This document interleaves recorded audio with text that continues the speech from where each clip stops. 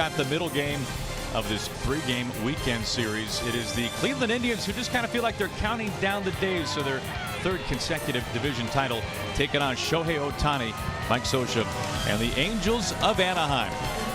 Welcome inside Progressive Field. Happy you can join us off the shores of Lake Erie. Aaron Goldfield alongside Mark Gubza. And Gooby, we're going to have a chance tonight to watch simply one of the most dominant starting pitchers in the game, the reigning Cy Young Award winner in Corey Kluber, going up against the guy who, well, the talk about Babe Ruth for him coming to the stage, Shohei Ohtani, he really looks like Babe Ruth when he plays the Indians. Well, Aaron, when you think about it, what he has done against Cleveland this season, what he did last night, first time he's hit a home run on the road. That's a 96-mile-an-hour fastball hit the other way, and then a 94-mile-an-hour fastball hit that one over 440 feet. He had a 4-hit performance, first time in his career. 3 runs scored, 3 RBIs. So Shohei Ohtani even mixing a stolen base. 9 for 14 in his career versus the Indians. With 4 home runs, he does have a home run in his career against Corey Kluber, one of the best pitchers in all of baseball. What he's been able to do throughout his career, 2-time Cy Young Award winner. Last time out, 7 1/3, just 1 earned run, 1 walk, 5 punch-outs. What he was able to do, real good balance on that back leg. His slider, his cutter were excellent. Curveball, changeup. He is one of the best in baseball. He will go deep in the game on a consistent basis. It's going to be a lot of fun to see this matchup between Corey Kluber and Shohei Ohtani once again here tonight. Now we cannot wait. Corey Kluber, one of the best in the business, making his 23rd start of the season. And Ohtani coming up, just a simply brilliant performance last night. A couple of very memorable home runs, especially the one that nearly got more than halfway up the lower bowl in right field. We'll take a look at Mike Scioscia's starting lineup today, which unfortunately does not feature Mike Trout. Trout, once again an MVP favorite, is missing his 3rd consecutive game because of a wrist injury. Cole Calhoun will lead things off. He has been the Angels' best hitter, which is a surprise since the All-Star break. Albert Pujols looking for his first career hit against Corey Kluber, 0 for 16. And Andrelton Simmons for his career, batting nearly .330 against the Tribe. And for Corey Kluber, his last start, as you were talking about, Gooby, fantastic, working into the 8th inning. He can be unhittable at times. Yeah, real good balance his last time out. That was important. He's healthy once again, driving towards that plate. Fastball is going to be pretty firm at 90-95 range. He'll throw his cut fastball, curveball, and changeup. He throws a lot of strikes, works incredibly fast, and very difficult to steal against. One of the most difficult pitchers to steal against in all of baseball. Now the defense behind Corey Kluber tonight for the Indians. Leonys Martin, a new face, of course, here in Cleveland, made his Progressive Field debut last night. Can cover a ton of ground out there in center field. Meanwhile, it is Roberto Perez doing the catching. Yan Gomes a little dinged up with a hamstring injury. Up the middle, Lindor and Kipnis. Alonso, a new face this season in Cleveland. And of course, Jose Ramirez. We want to talk about MVP candidates. He and Lindor, in fact. What an all-star left side of the infield. And who else? Who better to have behind the plate than Cowboy Joe West, who is the longest tenured umpire in Major League history. This is his 40th season. He has umpired over, well, let's count them up, 5,000 games. Maybe we'll sing a song for us during the course of the game, too. He's been known to do that. A bit of a musician. Mike Scioscia, the longest tenured manager in the majors. This is his 19th season, of course, a World Series with the Angels back in 2002. Calhoun to lead things off, and Kluber's first pitch is fouled away for strike 1. It's not unusual to see Corey Kluber work ahead of the count. He's comfortable with all his pitches getting ahead, and even as a hitter, you don't want to put yourself in position to be behind in the count. You have to deal with those secondary pitches. So you're going to see some early swing for the Angels against Kluber this evening. Pretty extreme shift on for Calhoun right away. And of course, the danger with being so aggressive against a pitcher of his caliber is that all of a sudden it's the 8th inning and he's got 80 pitches. But you always, as a hitter, you're looking for one pitch in a sequence. And that may be the best pitch, maybe the first pitch, or could be the 3rd or 4th. But you want to put yourself in position. You get a fastball against Kluber. Otherwise, it's going to be difficult. Right to the left side of the shift. Francisco Lindor is there for round number 1. With that shift on, another pretty good swing. Cole Calhoun has really turned around his season for the Angels. Lines out with Lindor right there. He's special fielder himself at short. Or at that point, playing second. That's right. 1 up, 1 down for Justin Upton. Upton with good numbers against Kluber over the course of his career. Of course, Upton was in the Indians division with the Tigers, so he's seen Kluber rather more than once. 3 home runs against Corey Kluber, nearly a .280 hitter, which I think most guys would Yeah. Love to have those numbers. I know Albert Pujols would. Pujols still looking for his first career hit off of Kluber. Think about it, Mike Trout, who's not in the lineup tonight, just 2 for 15 in his career versus Kluber. That's saying how well Kluber could throw the baseball. Mike Scioscia and the Angels winners last night despite Trout's absence. These are the first games he's missing all season. Well, when you look at the breaking ball for Kluber, now he is reluctant to give it an actual name, as we see Trout, a spectator tonight. Some would call it a curveball, some would call it a slider. Scioscia called it a slider, but for him it's just a breaking ball and it's unhittable. I think a lot of times you'll see pitchers call it a slurve, as a combination between a slider and a curveball, because he can change speeds with it, throw it to both sides of the plate. It's such an effective pitch for him. See, for me, when I look at that, that's a slider, because there's a sharp, true break to that, but it also have a little bit more tilt with his curveball. So it's a combination at times, depending how hard he throws it.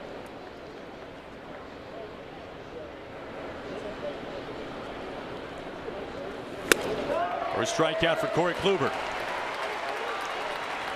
Now number 2, Upton goes down swinging. All right, Mark, how about our forward keys for this one tonight? Well, the big thing for me is Shohei Ohtani, what he has done against AL Central. A .400 batting average with 7 home runs. 2 of the best in baseball at shortstop here tonight. Andrelton Simmons, Francisco Lindor, and Jose Ramirez making a name for himself as far as an MVP candidate. We'll get into some of his numbers as the game progresses. One of the best in baseball, but these 2 shortstops today, so much fun to watch them play. Not only swinging the bat, but with the glove. Shift on for Ohtani. Looks at ball 1. Of course, Ohtani last night, his first multi-homer game in his major league career, and his first home runs away from Angel Stadium. Which, when you think about hitting in that ballpark, especially once the sun goes down, that is not an easy place to take him deep. And the majority of his home runs have been to center field, to right center field. That home run that Mike Scioscia told us earlier today, he was really impressed. Left center field on a 96-mile-an-hour fastball from Clevenger. It's a pretty tough pitch here. A cut fastball. You're sitting on a fastball. 2-0 count. You got one, but at the last second that cuts in on your hand. Very difficult to keep fair.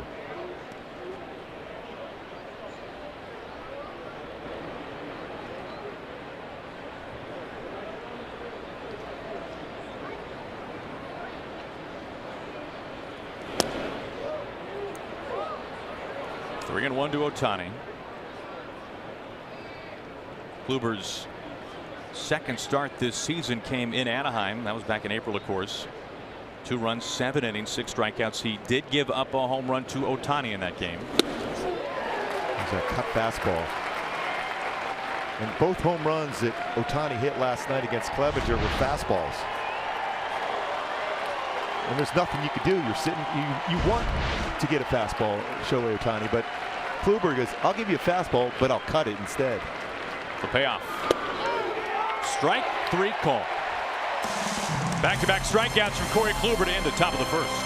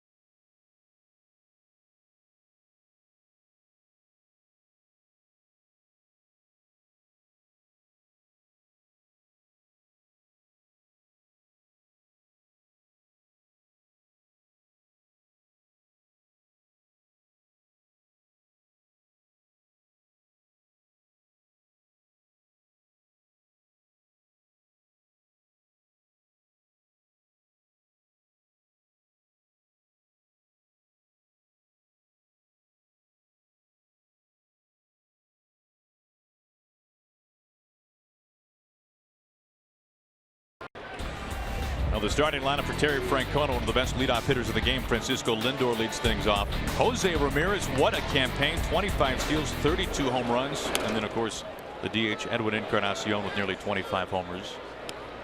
Felix Pena is up on the mound. Getting the start tonight for Mike Scioscia and the Angels. 28 years old, out of the Dominican Republic. Unfortunately for Pena, his last start was truly one of the worst starts in the game so far this year. He could not escape the first inning. In fact, he recorded only 1 out. Yeah, and his fastball velocity down a little bit his last couple starts. Generally, it's going to be 90, 95. Curveball that you saw there and changeup. But early on, right away, you see a 94-mile-an-hour fastball. Last 2 starts, he hasn't touched above 91. So if you're the Angels, that's a positive sign, even though that was not in the strike zone.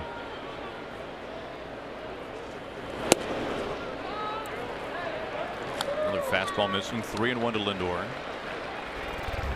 Second in the majors in extra base hits. He is first in runs scored. Pretty patient hitter too. Like last night in the game, generally will take the first pitch. His third at bat in a situation where he had a chance to do some damage. He chased a first pitch and he popped it up. Pena spending parts of the last 2 years in the Cubs bullpen, now spending some time in the Angels rotation. And getting acclimated to that starting rotation. He has said to me a number of times that he would like to get into that 6th and 7th inning, get to that 90 to 100 pitch plateau. But Mike Scioscia said he wants them around that 70, 80 and be effective.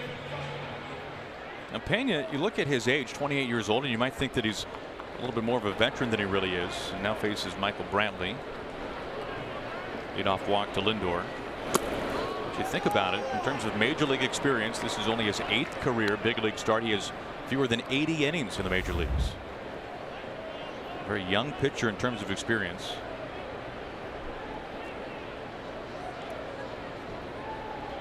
It's a patient lineup for the Indians too. They will put themselves into those good hitters counts.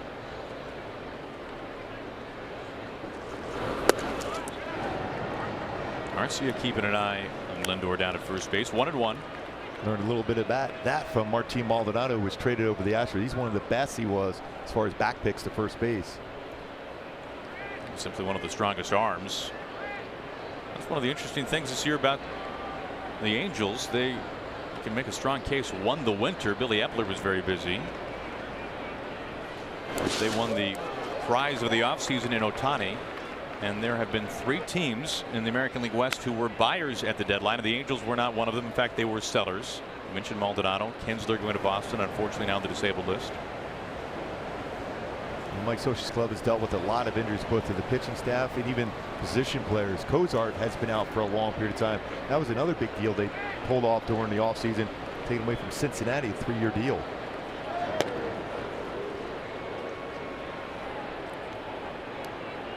And this is one of the counts too for Terry Francona. He has his team running quite a bit. They're amongst the leaders as far as stolen bases.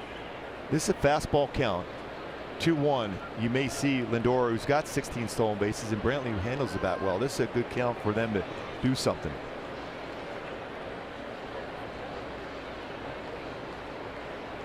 There he goes.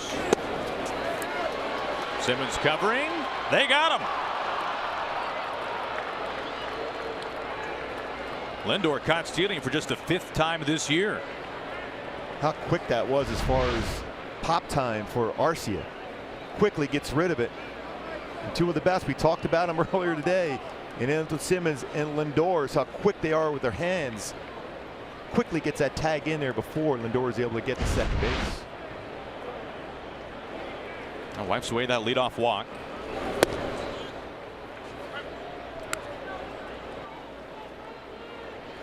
Now Simmons simply one of the best. 3 Gold Gloves, won a Platinum Glove.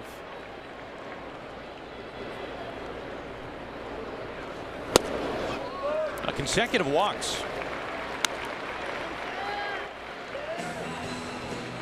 One out, one on. Brings up Ramirez. Take a look at the defense behind Felix Pena in this one. Well, Upton, a 5-year deal this offseason, is in left field. Eric Young Jr. in center. Cole Calhoun, a Gold Glove in right. Arcia, we just saw his arm behind home plate. And Pujols seeing more time at first base with Ohtani back off the disabled list. Up the middle, Fletcher and Simmons. We've already sung his praises. Caleb Coward getting the start at third base. Albert Pujols more games already this season than the last 2 seasons combined at first base. 1-on for Ramirez.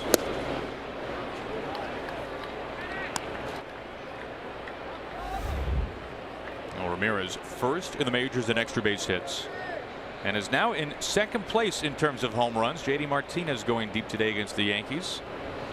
Saw that earlier today on FS1. I bet Eovaldi how well he threw for Boston today. Former Yankee, amongst others. Coming over this time from Tampa Bay.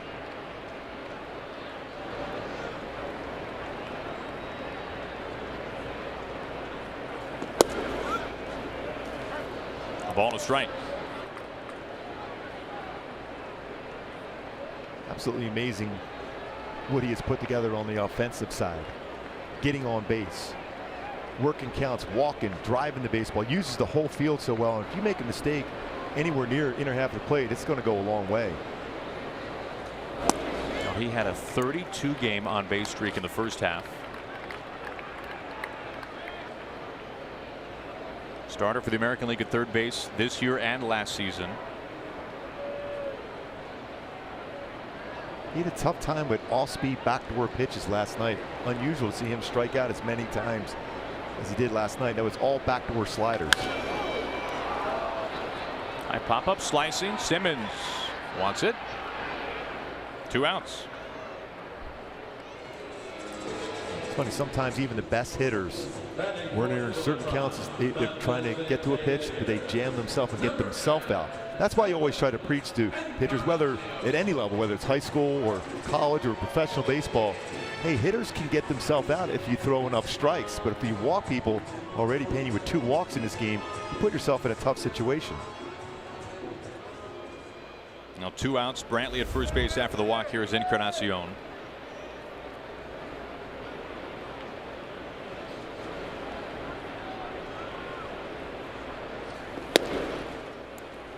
Now Pena today facing an Indians lineup that has simply been one of the most productive in the majors this year. 4th in average, 3rd in homers, OPS, runs per game, steals as well.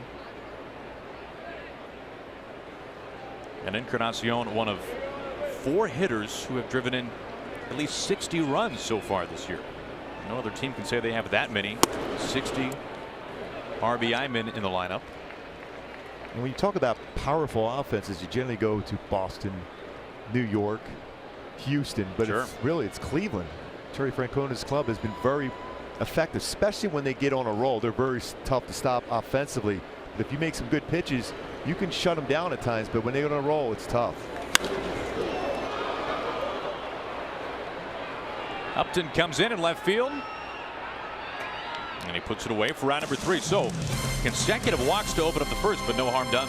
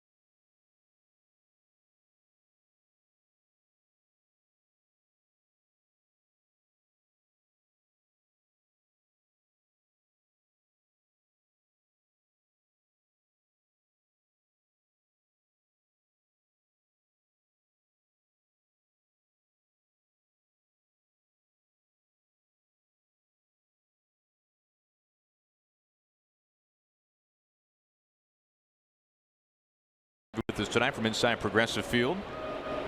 Aaron Goldsmith, Mark Gubicza, as Albert Pujols leads it off. Pujols has been a hot hitter lately, so does that translate? Is this the night where he picks up his first ever hit against Corey Kluber? 0 for 16 lifetime. It's never going to be easy against Kluber, even if you're swinging the bat well against him. Gives you so many different looks. Alonso tracking this towards foul ground. 0 for 17.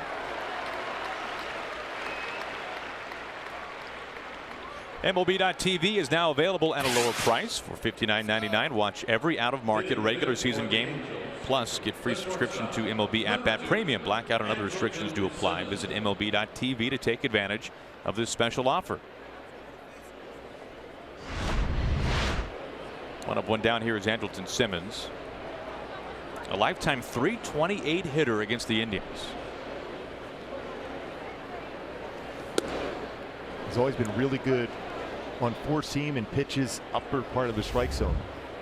And you notice right away Corey Kluber is a student of the game. He's pitching down below the strike zone or at the knees.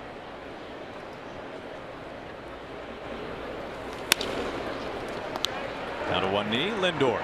Simmons out to his counterpart. 4 pitches, 2 outs.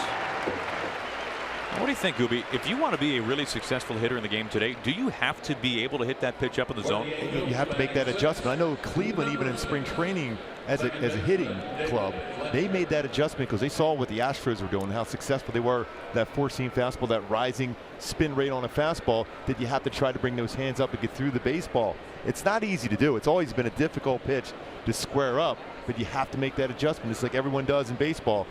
Wasn't that long ago, everything was at the knees or below, trying to get contact, soft contact, outs. Now it's about the swing and miss rate, upper part of the strike zone. Strike one to David Fletcher, rookie out of Orange, California. So local product to the Angels, 24 years old.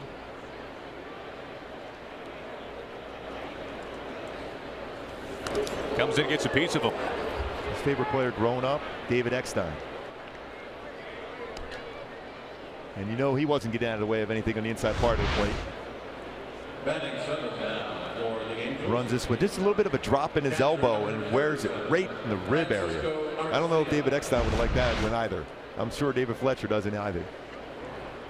He'd have the flak jacket on for that one. Francisco Arcia coming up here. Look at his numbers so far this year. Well, the sample size is small. 14 at bats. But what Arcia has done is historic. Smokes right to Alonso. And a young man who has homered in each of his first 2 games of the big leagues lines out to quickly end the top of the second.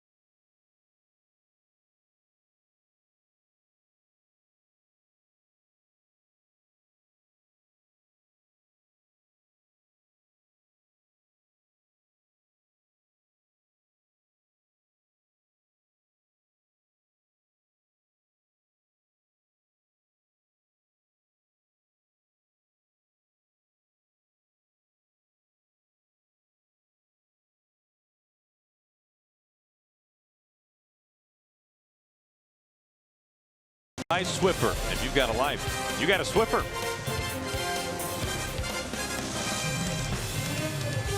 Scoreless as we open up the bottom of the second. Now, Felix Pena, it was a rocky first inning. 17 pitches, only 5 strikes. And yet he was able to get out of it. That's taking pitching backwards to another level.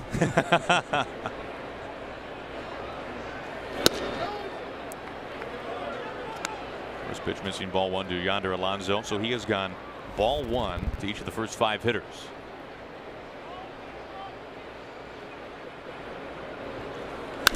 Right back to the mound. Pena lobs a softball to first, 1 out.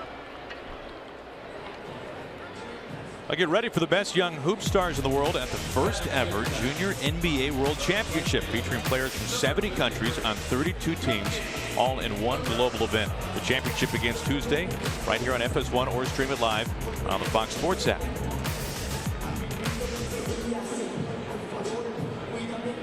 Quickly, 1 down for Melky Cabrera.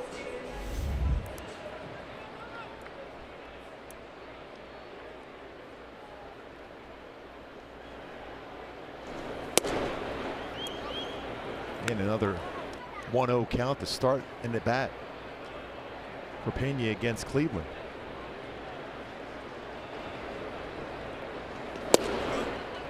We mentioned his last start, 7 runs over a third of an inning last Sunday in Anaheim against the Mariners. Pena making his 8th start of the season. Today he has had only 1 start where he's got at least 6 innings. You look at the rotation, Gooby, overall for the Angels, and this has been a bullpen that has had to sop up a lot of innings. For Charles Nagy, the pitching coach, Mike Scioscia as well, of course. Fletcher, snare, the 360 for round number 2. Yeah, many conversations with Billy Epler during spring training for the Angels. And his thing, well, we're pretty deep as far as starters. We're going 9, maybe 10. Hopefully we won't have to go into that, but they've gone there and beyond that so far this season as far as needing some starting pitching. And their bullpen really has been taxed because of that. A lot of innings out of the bullpen. At one point in early May, they almost had more innings pitched out of their bullpen as compared to their starting rotation. So there's a lot of work out of the bullpen because of the injuries to the staff. 2 outs on the ground. Here is Kipnis. Well, since 6 innings is the new benchmark for a start in baseball, there are only 5 teams that have had fewer starts of 6 innings than the Angels. There's not much length at all for the rotation for the Halos this year. And then you look over, if you're the Angels, on the other side of the field, you see Cleveland. In my opinion, outside of Houston, one of the deepest rotations in baseball. Well, the Astros, the only rotation that has logged more innings overall than that of the Indians. Trevor Bauer has been outstanding. He's in that conversation for Cy Young in the American League. You talk about a guy going deep in games. He is going deep in a lot, and he doesn't want to come out of the game. Terry Francona told us today he doesn't like to come out of games a whole lot, which you want to see from your starters.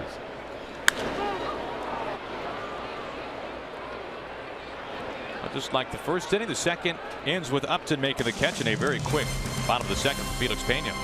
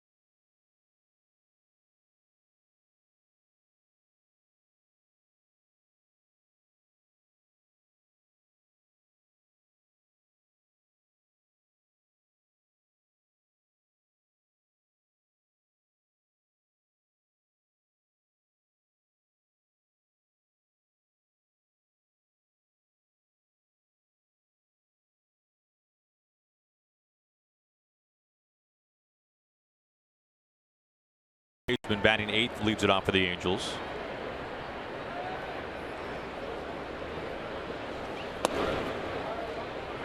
First pitch strike from Corey Kluber. He's done that more times than not so far today. No surprise. Only 16 at-bats for Cowart so far this year in the majors. 50 games last year with the Angels. When you look at Kluber throw, it doesn't seem like anything is ever in the middle of the plate. It's on a corner, it's cutting, it's sinking. Perfect mechanics when you think about when you look at Corey Kluber. His balance over the pitch and rubber is outstanding. He wants to ride that fastball upstairs. And he doesn't miss. A lot of times when a pitcher goes inside, he'll drift out over the plate, and that becomes very hittable. If he was going to miss, his purpose was to miss off the plate in.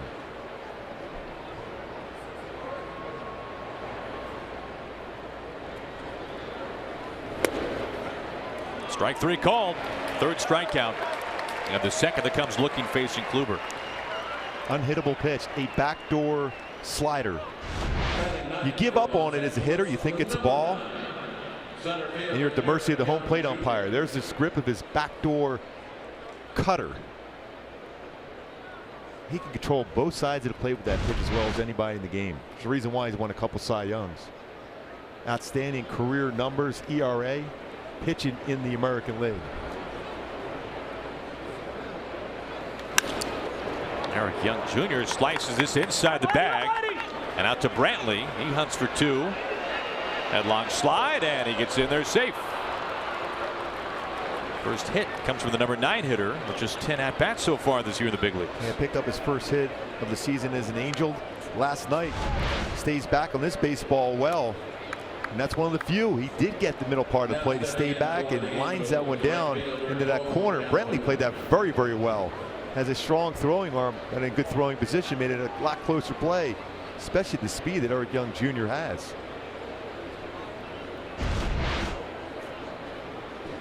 First runner in scoring position for the Angels. And for the second time, here is leadoff man Cole Calhoun.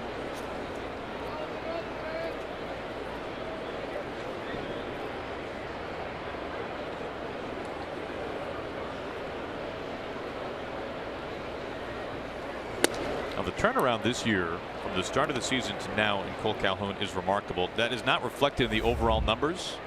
He's batting beneath .210 on the year, but he was truly one of the worst hitters in the game the first couple of months. Yeah, and his hands were completely different. He didn't really have much of a leg kick, more of a stride, a little toe tap. Hands down over the plate, a little higher leg kick, and his timing and confidence a lot better. Had 10 home runs in the month of July, 322 batting average. Always a great defender out in the outfield, strong throwing arm, former Gold Glove winner. It's one thing he didn't take into to his defense, his struggles at the plate. He was still solid defensively. That's what made the struggles so surprising. He has always been a very good offensive player. And to shift on for him. He gets ahead 2-1. Since roughly mid-June, he leads the American League in home runs with 13. Now, keep in mind, he had 1 homer over his first 51 games. Good speed at second. That was the opening day with a triple also. His extra base hits in that opening day, and it was a long time in between extra base hits for Cole Calhoun.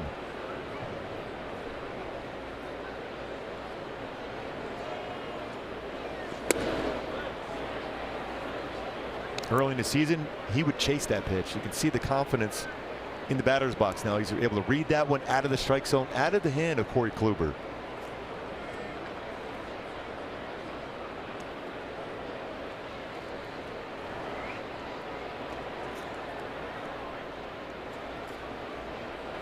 Now, Kluber would win blinking contest against anybody. His 3-1. And a very rare walk issued by Corey Kluber. 1 out, 2 on.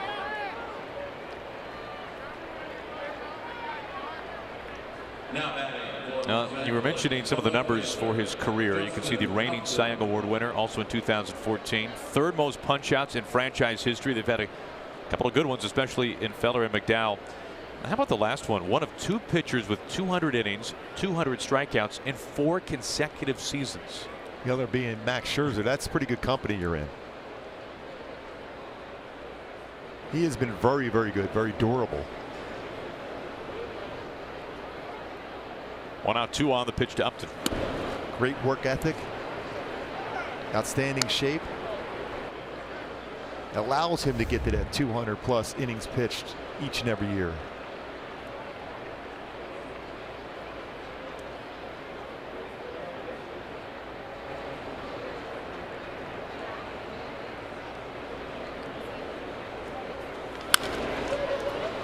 One and one. I mentioned how rare that walk is to Calhoun. Only the 20th walk issued this year by Kluber. Earlier this season, he had a streak that finally came to a close. 46 1/3 innings where Kluber did not walk a batter. And it spanned nearly 180 batters faced. Carl Willis, the pitching coach, now back with the Indians.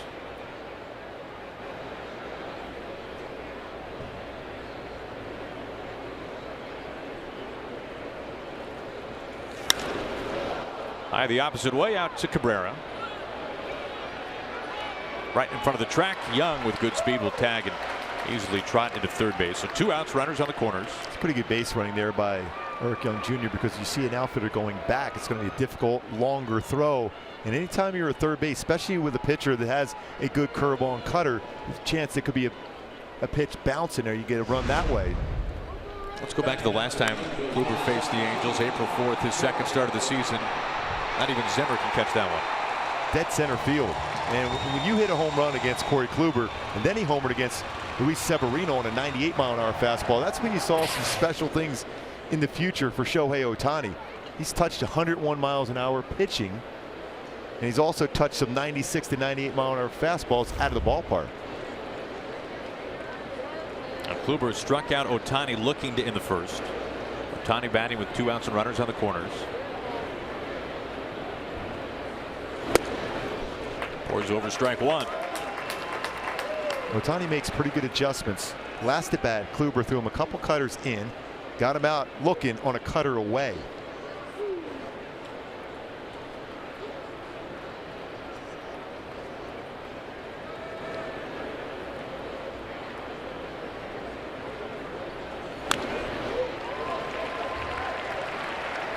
And of course, Ohtani has been a one-man wrecking ball to the Indians this year. And the numbers, these come in only 3 games, 9 hits, 4 homers. He has driven in 8. Those are 2 home runs last night.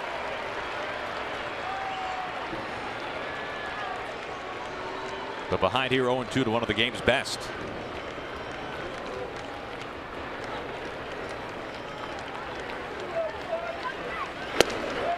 Tried that backdoor cutter again. That was a little bit off the plate.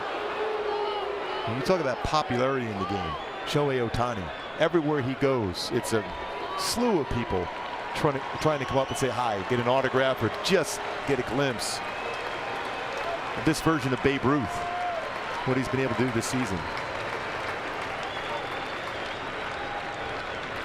Kluber's 1-2. Here comes Ramirez and a couple of soft bounces to end the inning. Kluber strands runners on the corners.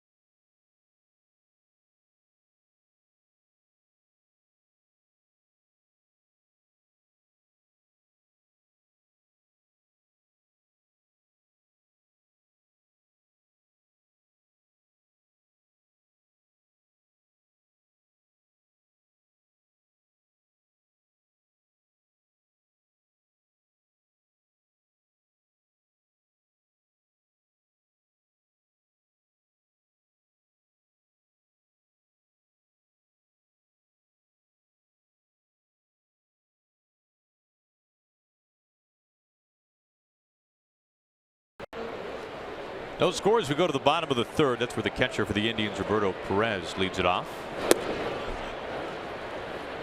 Now some tough news potentially for the Indians. Yan Gomes last night having to exit the game. Some hamstring tendonitis, the results.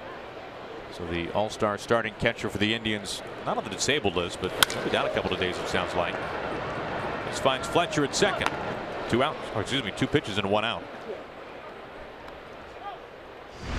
This was Yan Gomes last night after doubling. See that grimace on his face. He's put together a pretty solid offensive season. Then has to come around and score. We know how well he throws the baseball. One of the strongest arms behind the plate in the American League. Solid defender. Put together some pretty good numbers offensively also this season with the power numbers. Leonys Martins showing bunt looking at strike 1, which, by the way, Gooby, worth pointing out. Well, for Pena, it was ball 1 to the first 7 hitters. He's gone 0-1 to the last 2 now. And you get a 2-pitch out. Oh, the thought of throwing a first pitch strike. To Pena's credit as he gets ahead here 0-2. Martins not pleased with that check swing call. And you'll get swings like that when you're ahead 0-1. Looks like he went after it. Across the plate. You don't need to ask for help. Joe West generally does not need help. Joe West never needs help. 40 years. Come on now.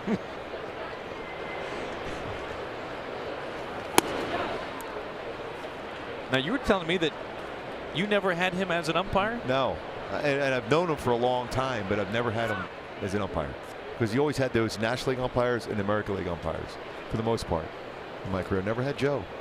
Believe me, I remember every one of them behind the plate. I knew what was a good pitcher's umpire or hitter's umpire. Broken back ground ball on a first in time.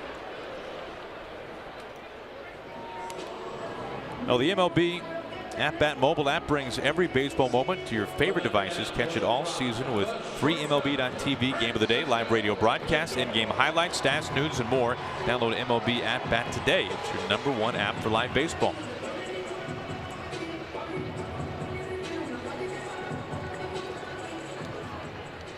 Two up, two down, both on the ground, and here is Francisco Lindor.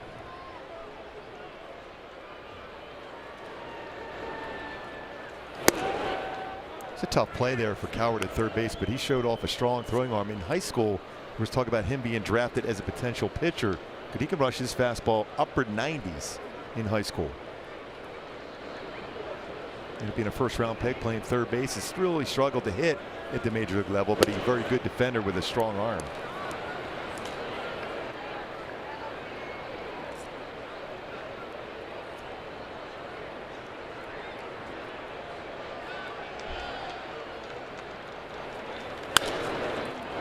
Two and one now on Lindor.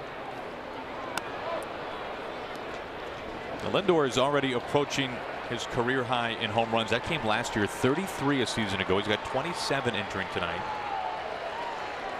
Now an all-star for the third consecutive year.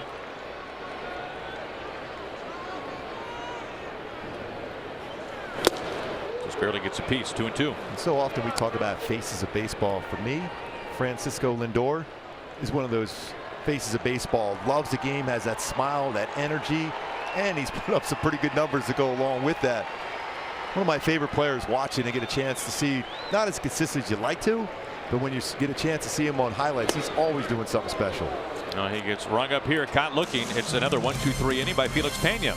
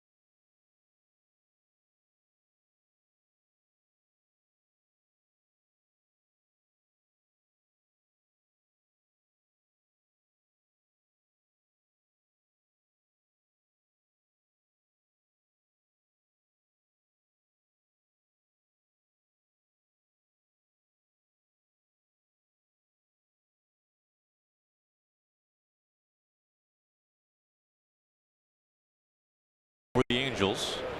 We are scoreless beginning the top of the fourth. They have the shift on for Albert.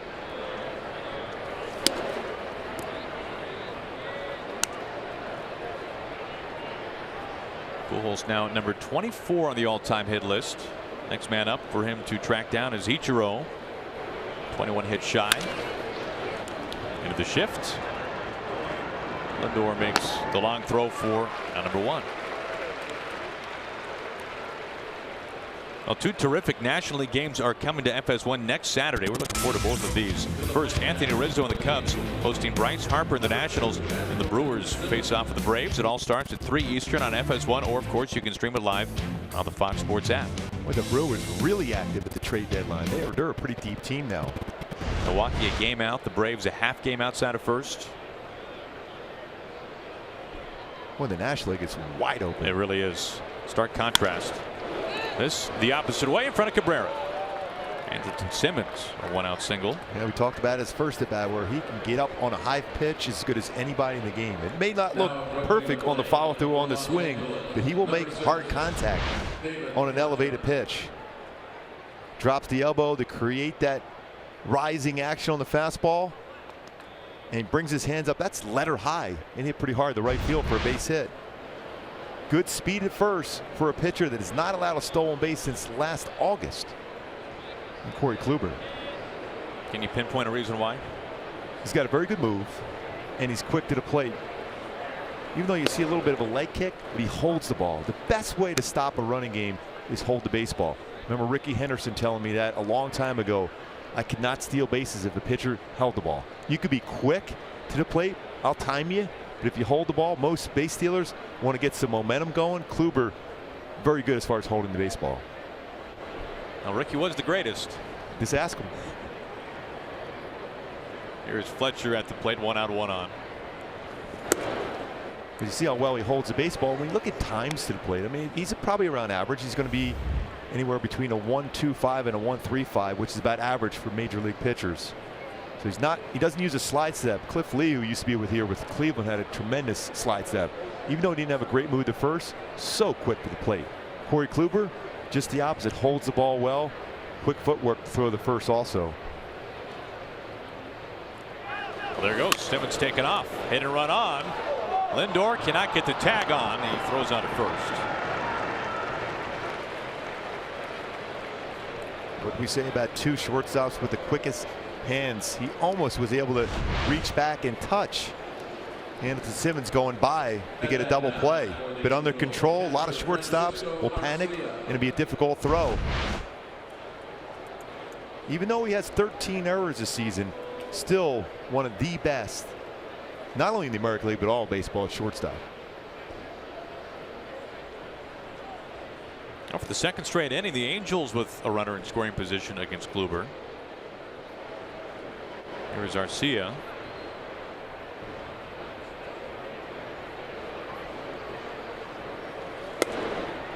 He takes ball 1. And you see Andrelton Simmons trying to avoid that tag and an awkward slide, and especially after what the Angel fans had saw with Mike Trout going to third base, you're always holding your breath. Trout missing his 3rd straight game because of a wrist injury.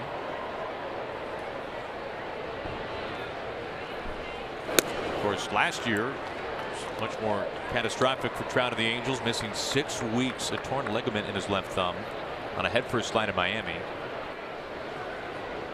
Pretty interesting when you look at Arcia here, Aaron, as far as his timing mechanism on his little leg kick. Odd, but he changed it from spring training into AAA. He's put up some pretty good numbers. We talk about very difficult to make sure you're balanced and through the baseball. His timing has been very good at the big leagues. When you mentioned that historic first 2 games with 10 RBI. No other hitter in Major League history had ever driven in 10 runs in their first 2 games. Think about how many people have played this game and it's first ever. 2 out, Simmons at second.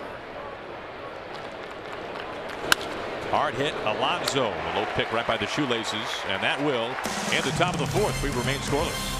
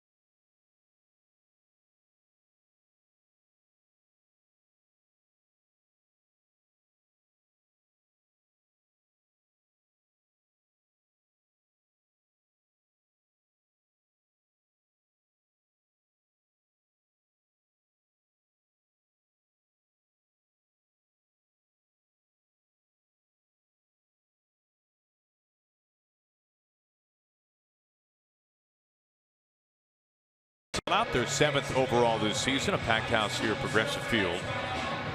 They are scoreless as Michael Brantley will lead things off in the home half of the 4th inning. A gorgeous night, 82 degrees at first pitch. Happy to have you with us this evening. Major League Baseball on FS1. Big bats coming to the plate for Terry Francona, Brantley, Ramirez, and Encarnacion.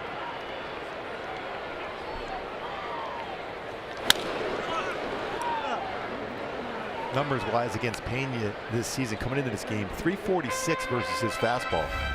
It's 157 versus his breakable ball and changeup. We're trying to get ahead with his fastball to finish off with his breakable ball and changeup. Important if you're the Indians, you're trying to put yourself in fastball counts.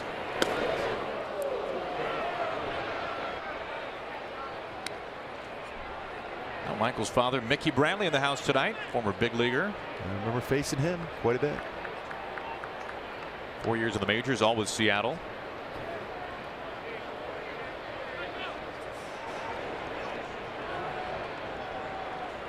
He's a strong hitter. That's some good bat speed. Well, he has enjoyed watching his son play in what is his 3rd All-Star season this year. It's got to be a thrill. You make it up the big leagues yourself, but then to watch your son have this type of success. Well, especially, doesn't every father want their son to have more success than they had? Yep, exactly. And as a dad, he's sitting there, okay, this is what he's doing. He's that front shoulder, open it up a little bit, stay back, line it back up the middle.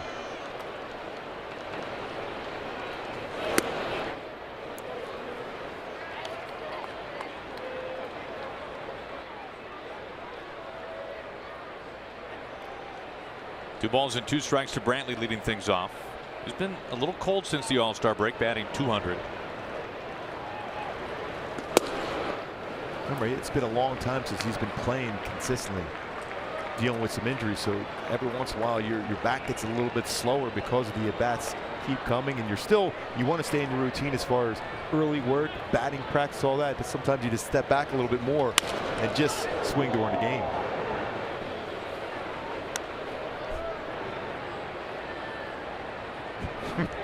Look, he's out in front. He's got to stay back and try to drive out to left field. Just a little bit late on that one.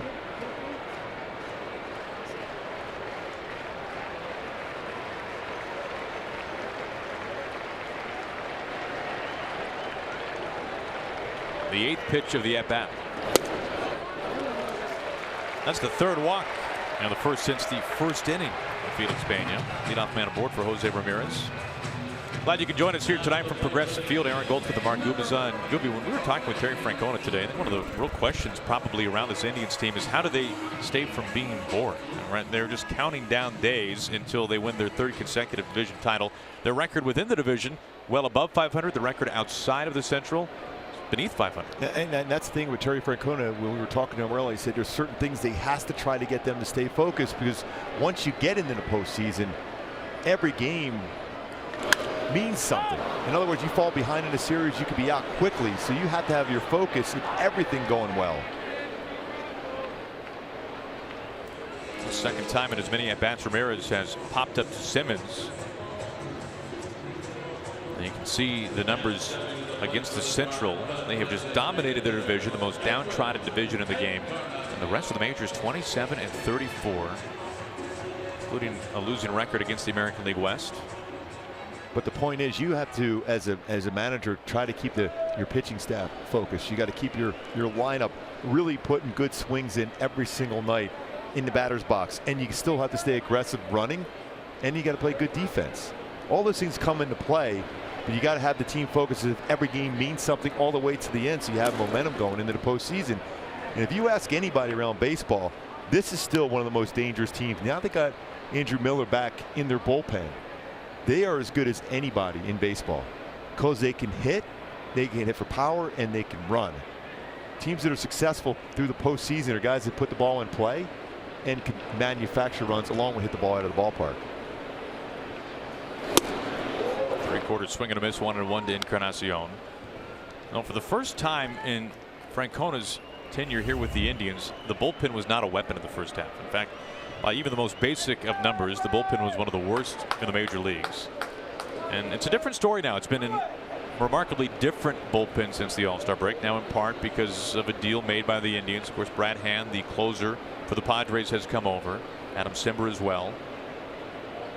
So some reinforcements to the pen. And as you mentioned, Miller coming back. They have so many different looks, different arm angles. Cimber's a submariner. Oliver Perez throws 3/4.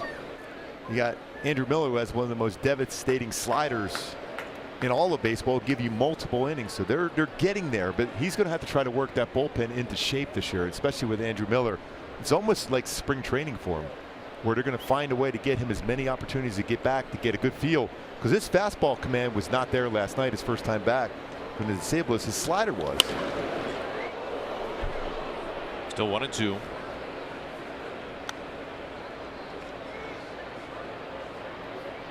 Brad Hand. Terry Francona likes to use his bullpen, and if he can get his bullpen exactly where it was just a couple seasons ago when they got to that 7th game of the World Series against the Chicago Cubs, he's going to feel real comfortable for a long postseason run.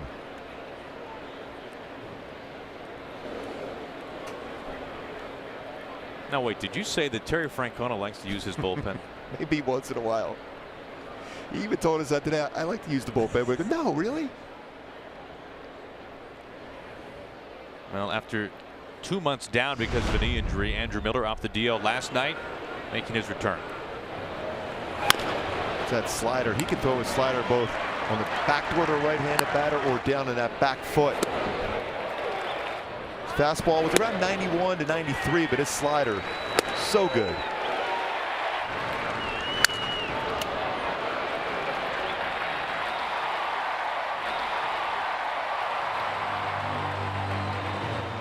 Talk about Cimber and Hand coming over from San Diego. Another big reason why they are now a part of this Indians bullpen, aside from reinforcements this year. Well, you look at some guys who will be free agents at the end of the year. Miller one, Cody Allen, the closer, another. So often hear that terminology, window of opportunity for this Cleveland club.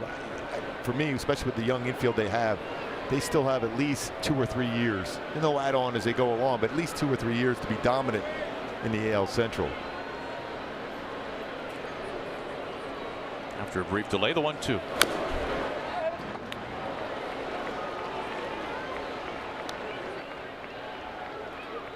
Encarnacion has been hot since the break. 326 his average.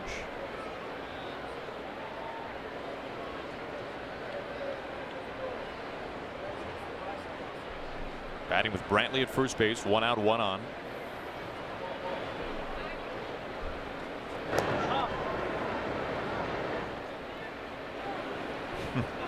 This will land right on the hand with Brantley at first.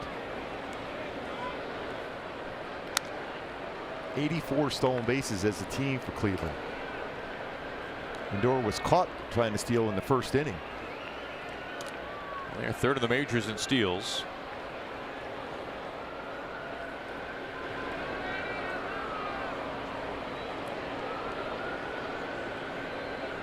Again, the 1-2.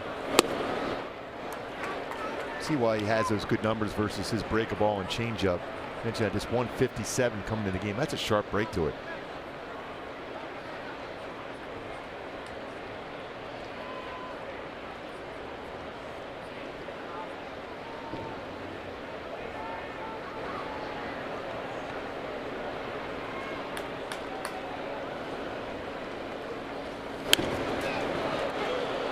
Simmons trying to make some magic happen. He gets rid of it in plenty of time. Well, you know, you think for a lot of shortstops that might be a dicey play, but between the not the fastest of foot speed for Encarnacion and the range that Simmons covers, pretty routine as it turns out. Running this pitch inside. Oh, by getting it on the handle. I'm surprised that didn't shatter.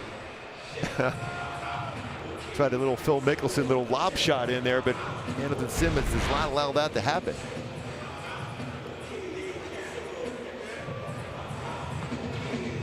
Two outs and a man at second base. First time the Indians have had a man in scoring position. It brings up Yonder Alonso.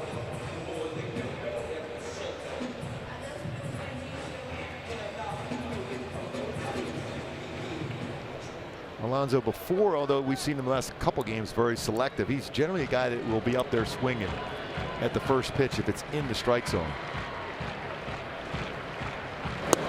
On cue, swinging strike one. He's starting to really pick up the power numbers the last couple of seasons. 18 home runs this season, 28 last year. Before that, career high was 9. Changed his swing, altered his swing as far as launch angle to lift the baseball.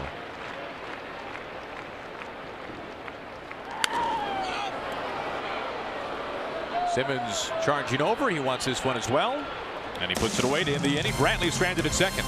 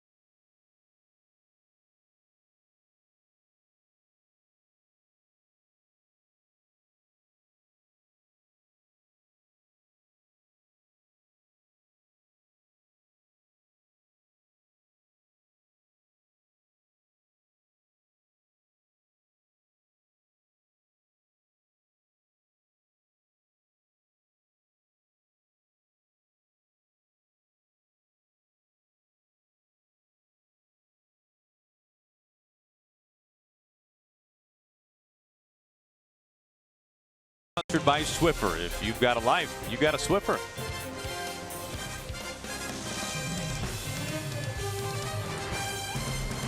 To the top of the fifth, scoreless. Alonso anchoring the line. One pitch and one out.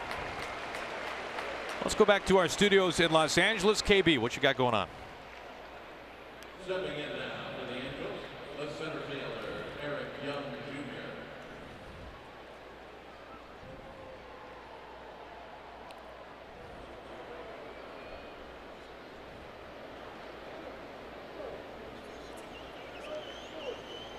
Thank you, KB. You know, I saw the highlight of the Eric Thames walk-off home run. And I know Thames is about as yoked as anybody in the game, Yeah. but there's this need apparently to shred his uniform just to rip it off of him. 2 pitches and 2 outs. He's a great story where he came from and what he's been able to accomplish with Milwaukee. And yes, he's cut pretty good. This has the makings of a very quick inning for Corey Kluber. And when you look at Milwaukee, Shaw, you thought, where's he going to get his at-bats? With Scope and Moustakas picked up, but they're finding a way to get that bat in the lineup. Craig Counsell's done a nice job managing that Milwaukee Brewer ball club. You will see Counsell and the Brewers next week here on FS1. They will be in Atlanta. We'll have that game for you. He of the odd stance as far as swinging the bat. Craig Counsell, the way he held that bat up high. He had one of the longest hitless streaks of all time, I believe, which I would think that would prepare you to be a manager more than anything else. Yes. When you can survive that.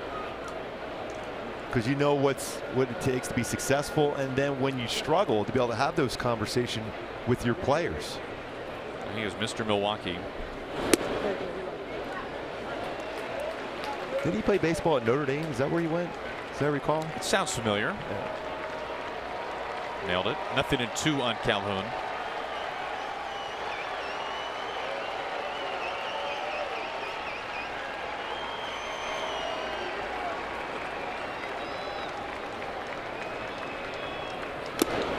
Well, that was a pretty easy breezy inning for Corey Kluber.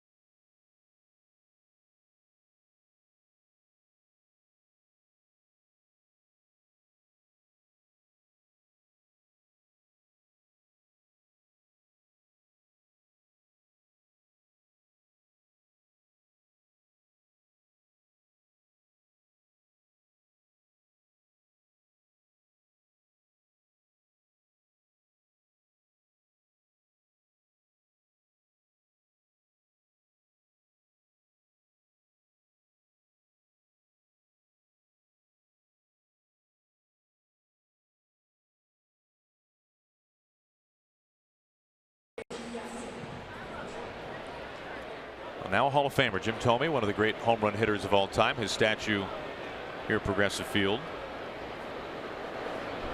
Last weekend, Hall of Fame weekend, Jim Thome, his daughter sang the national anthem. I was crying. I can't imagine how he was able to even talk later on. His speech, by the way, was amazing. Everyone's speech. And it was so much fun being around all those Hall of Famers, the current ones and the ones that have been around and coming back. The largest group of Hall of Famers ever assembled there at Cooperstown. That was magical. Well, Thome probably cares more that he is in the Hall of Fame of just overall good guys in the game. Yeah. Yes. Let alone one of the great home run hitters this game has ever seen.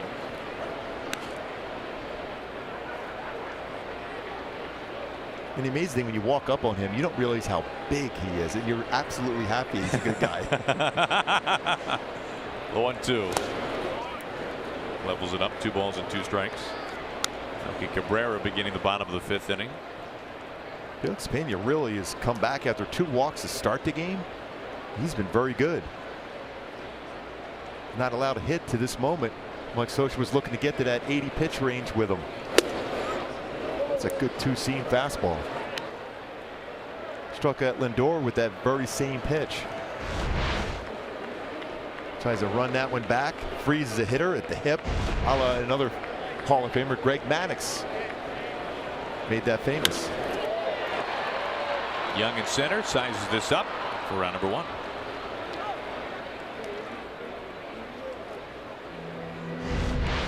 Well, speaking of Jim Thome, 8th all-time 612 home runs. How about this? This is a great trivia question. 13 walk-off home runs, the most ever. All-time home run leader here in Cleveland, and one of 5 players, 500 home runs, 1,600 runs batted in, 1,700 walks. Now, he could play in this game right now where they talk about the premium of home runs and walks. That's right. That's amazing how many walk-offs. Kipnis on the first pitch. Young wants this one as well. 2 outs. How about a Hall of Famer on the other side of things? The first ever Hall of Famer as an Angel, Vladimir Guerrero. And there wasn't a pitch you could throw as a pitcher that he was not going to hit hard. You could have bounced it in front of the plate, he would hit it. You could throw it over his head. He was going to hit it. 449 career home runs. Won the MVP as an Angel 2004. And there were so many people in Cooperstown, Angel fans, so excited to finally have their first Angel hat in Cooperstown. Been a lot of Hall of Fame players play in an Angels uniform, but he the first to wear the cap in the plaque gallery rather. Well, very quick once again here in the bottom of the fifth. We remain scoreless.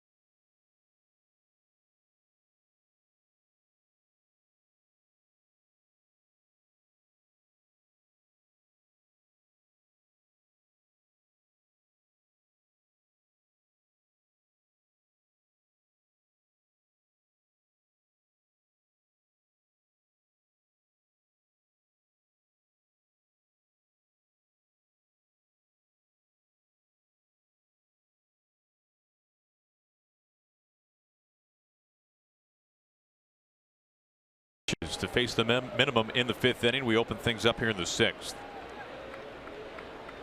Yeah, but 8 pitches for Pena, 13 combined between the two to finish off an inning. How about that? What a concept.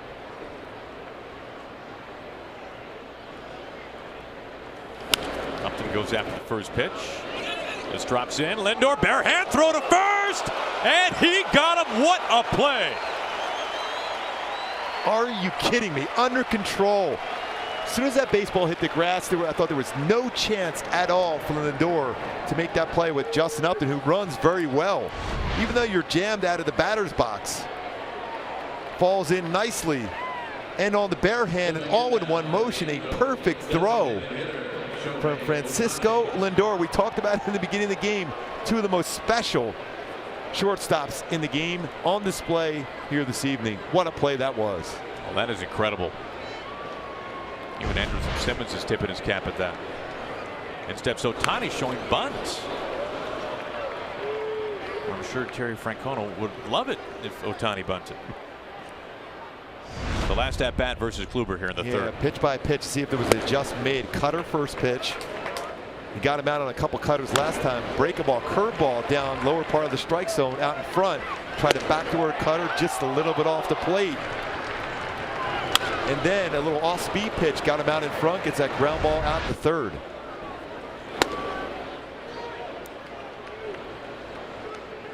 So often when I look at Kluber, I think of Greg Maddux because he uses both sides of the plate so well. He'll cut that fastball in against the lefty, but he'll come right back with that two-seamer, then run back and freeze you and catch the corner.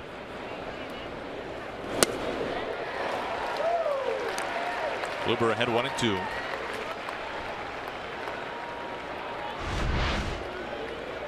Looks like a strike, ends up out of the strike zone. Sharp break, good spin that one.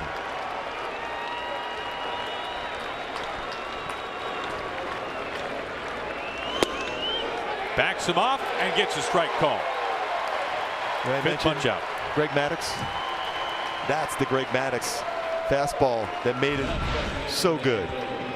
Two-seam grip, looks like a ball. Freese is a hitter, runs it back and catches the corner. Former Cleveland Hall of Famer Burt Blyleven, when you talk about curveballs. But that two-seam fastball really what made Greg Maddux the pitcher that he was. He cut that fastball in, but bring that two-seamer right back and catch a corner. Shift down for Pujols, who looks at strike one.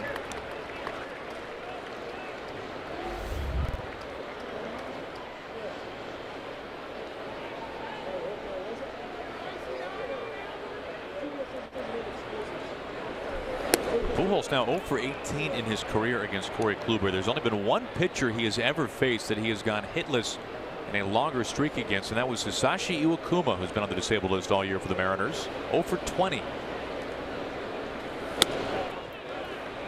But Albert, with his power, though, any mistake that Kluber would make, Albert's got a chance hit a long way. And Albert Pujols has homered against 405 different pitchers in his future Hall of Fame career.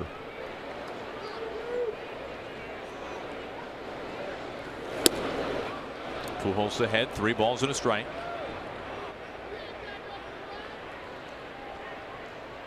Even with a 3-1 count, Kluber's not going to give in and challenge Pujols with a fastball here.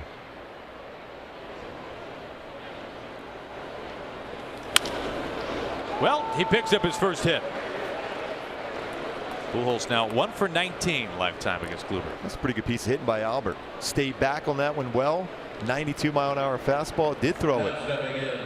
And a smile on his face. See how that runs the middle of the plate. Not many pitches in the middle of the plate for Kluber. Two-seamer runs back, and Pujols lines it to right center field.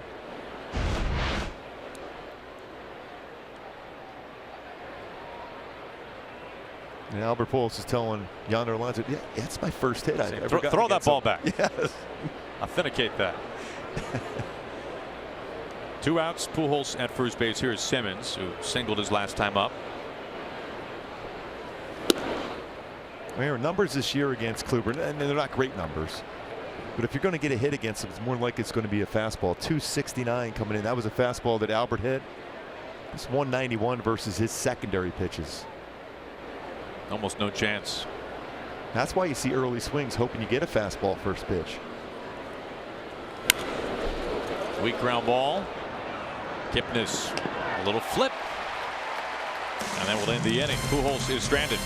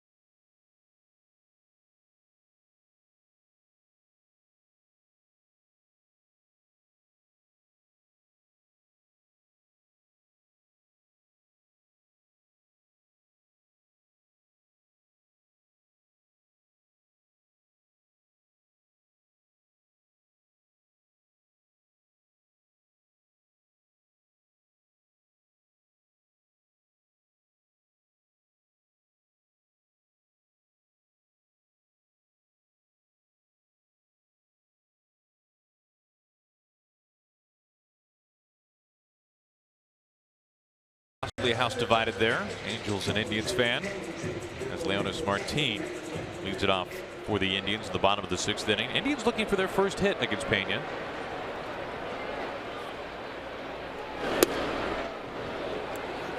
Martin, a 9th inning home run last night. His 10th of the year, his first as a member of the Indians, just recently acquired by Cleveland, coming over from within the division, coming over from the Tigers. He's generally always a threat to either drag bunt or push bunt. Now on a 2-0 count, he's looking to do some damage. He is a very good bunter.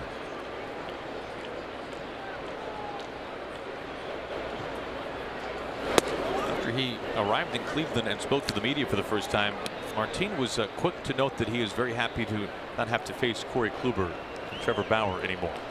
I've seen enough of them this year in the Central.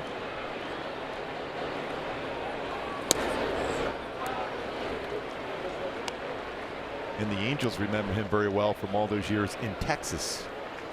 He's put up some pretty good numbers. Some time in Seattle as well in the West.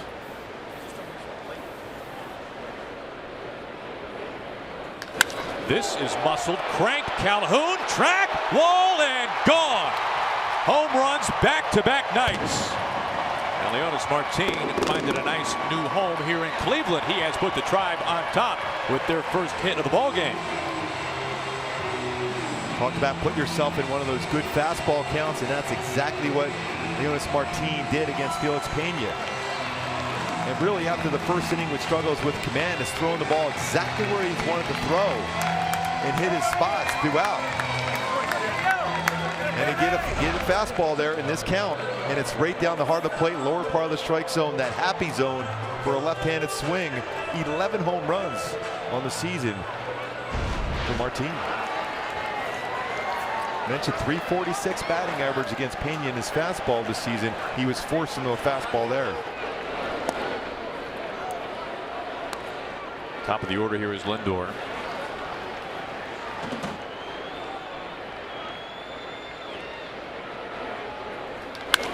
Lindor slice. Young chasing after it. Can't get there. One hops the wall. Lindor on the hunt for 2. And he slides into the double. No hits through 5. A home run, then a 2-base hit. You talk about letting the baseball travel with the thought process of hitting that ball the other way. 35th double this season for Lindor. Baseball was almost in the catcher's mitt, letting it get back deeper in the strike zone, and he one hops the wall left center field. And for the Angels, even though it's a 1-0 deficit, the way Kluber is throwing, you have to think in terms of, I had to find a way to stop this damage right now. Cleveland, with all these left-handed batters, Brantley's a good situational hitter. He's trying to, at the very least, hit a ball to the right side of the infield. And you also have to keep an eye on Lindor at second, as far as trying to time a pitcher and try to steal. You got to vary your look, because Lindor is very good as far as reading pitchers if they're not paying attention to him at second.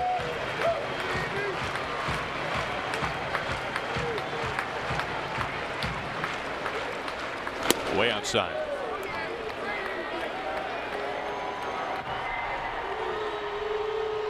Jim Johnson getting loose right away. A couple pitches in this inning, Aaron, where have been well off the outside corner. That's got to be a pretty good indication that maybe now, even though it's 73 pitches, when you're locked in against a pitcher like Corey Kluber, every pitch you throw is a stressful pitch. So sometimes you can throw 120 pitches in a game, but if you got a significant lead, it's easy. But when you're up trying to match zeros up with one of the best in the game, it's stressful. Garcia makes his way back behind home. Brantley, one of the best home hitters in the major league so far this year. He's batting .337 here inside Progressive Field.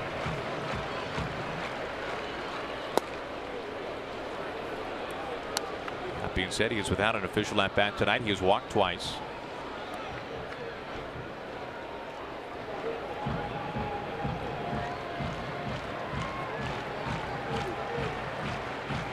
Lindor, the double, leads at second. Nobody out.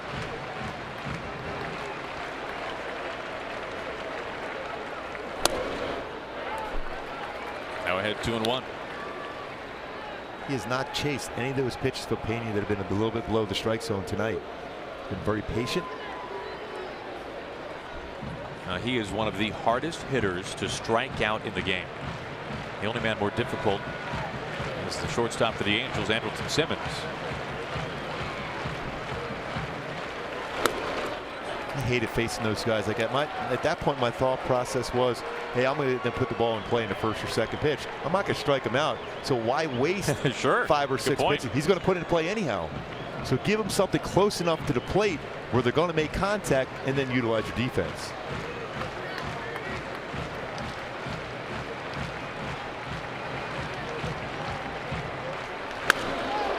Line right field, fair, no, foul ball. Boy, that was close. That was close. It's a full count. It's that third time through now, and it's a break ball, the one you want to try to throw for a strike, and he was ready, and he just missed that one. Would have been another extra base hit for the Indians in this inning. His father looking on still. Say, keeping that hands in, keeping the hands, staying back, just a little quick on a slow breaking ball.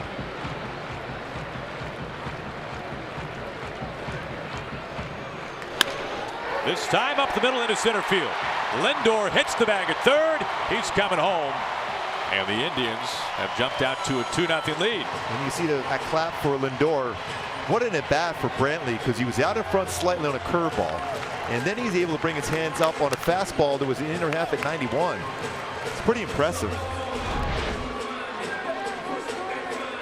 He made that adjustment. You had him tracking the lower part of the strike zone with the breakable. Then he stays back with his hands on a high fastball and picks up an RBI single. Like you mentioned, Aaron, very good at home here.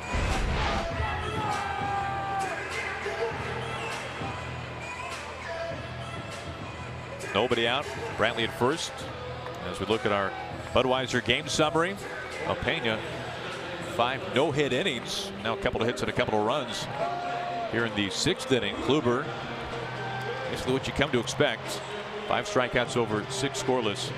And then Leonys Martin homering on consecutive nights. He opened things up here in the 6th.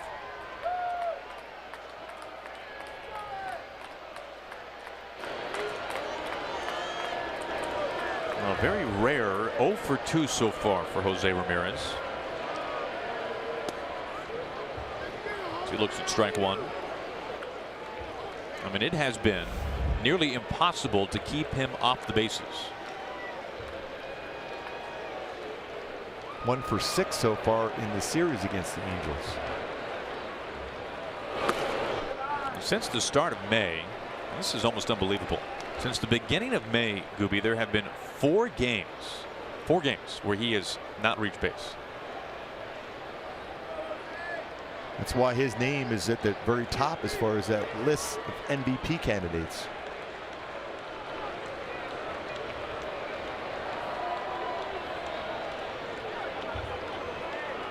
You know, yes, 25 stolen bases to boot to go along with all those times on base. AL ranks entering today. JD Martinez homering for the Red Sox, now with 33. But he is no worse than 3rd in some of the major categories. And he's ahead here 2-1 facing Pena. Brantley the runner at first.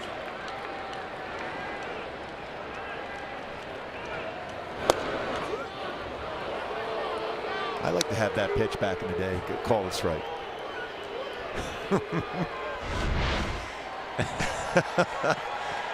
Yeah, I'll take that one. 2-2.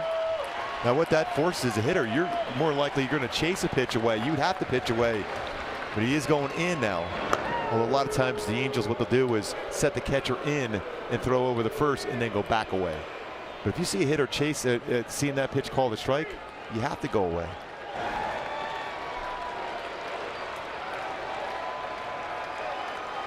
First 3 men have reached for the Indians here in the bottom of the 6th.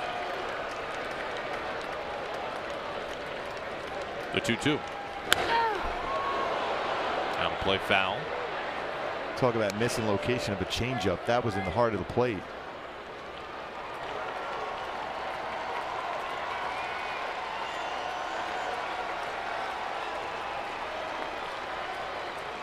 Terry Francona loves bubble I was gum. going to say, if you're looking for Tito, find the bucket of gum. Yes.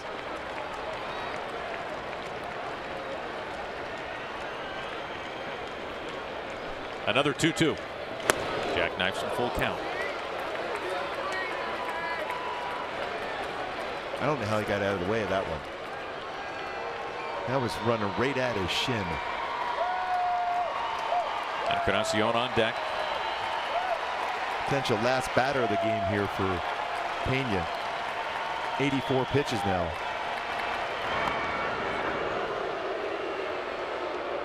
And the trust in Terry Francona and Jose Ramirez putting this ball in play, or if it's out of the strike zone taken, you're going to more likely see Brantley on the move. 3-2, even though there's no outs.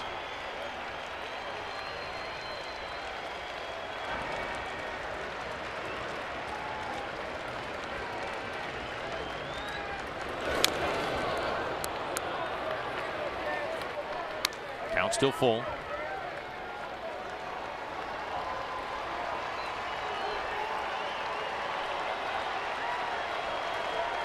Now Pena today facing an offense that led the majors in runs, in OPS, in average, in extra base hits last month. And this lineup is clicking on all cylinders.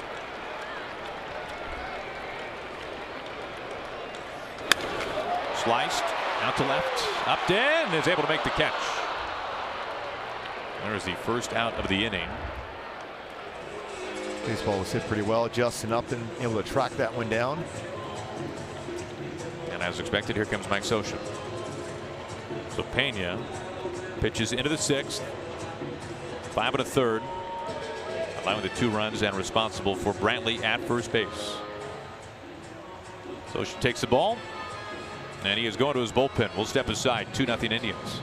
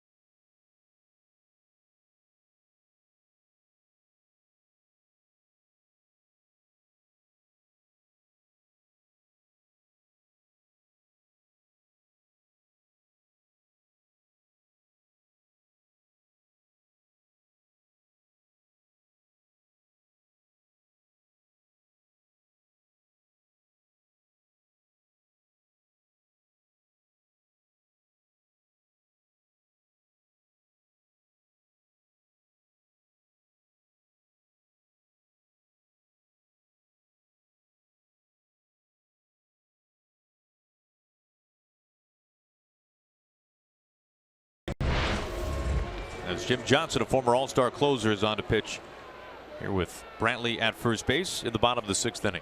Still has a good firm fastball. It's 91, 95 range. Gets a lot of ground balls with his sinker. Good curveball and changeup. Very tough on right-handers. Facing one here in Encarnacion.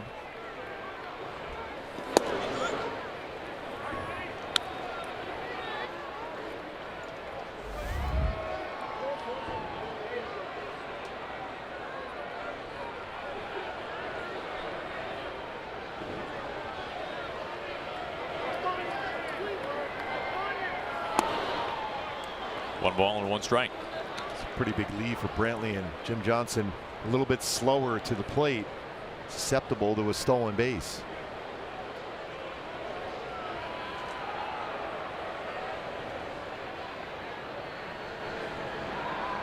Four steals and 7 tries against Johnson this year. Make a move over that way. Of course, Johnson had back-to-back 50 save seasons in his final years with the Orioles. Was an all-star one of those seasons. Led the majors both years in saves.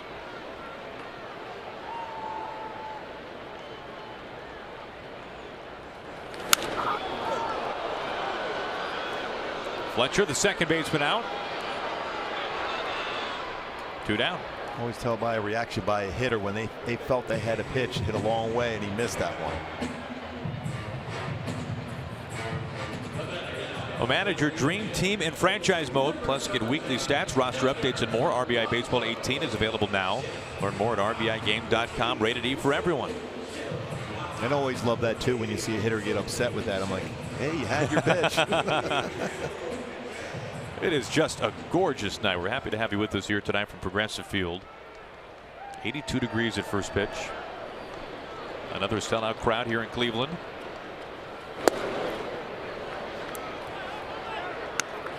Yonder Alonso taking ball 1.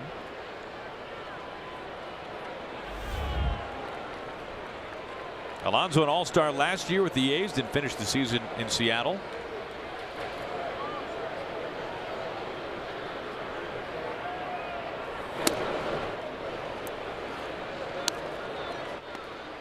Carlos Santana no longer here in Cleveland, on to Philadelphia, so it is Alonso to come in and take his place at first base.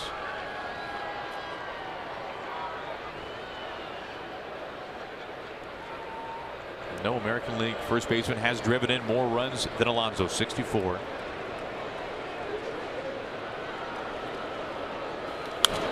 And of course, to drive in runs, you have to have guys on base, and needless to say, he's had 3 or 4 in front of him pretty often so far this year. You can make a routine out and get an RBI. All those guys in front of him. All right, we talked about how often Ramirez has been on base this year. Lindor, Brantley, they don't strike out a whole lot.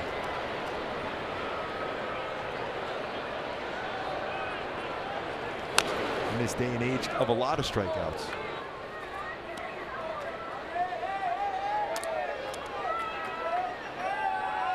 Lindor with a good swing his last at bat, but that play he made on Justin Upton, I have no idea how he's able to make that play, because Upton runs well to spin on that baseball, to come in with the bare hand and throw him out at first base. Special player.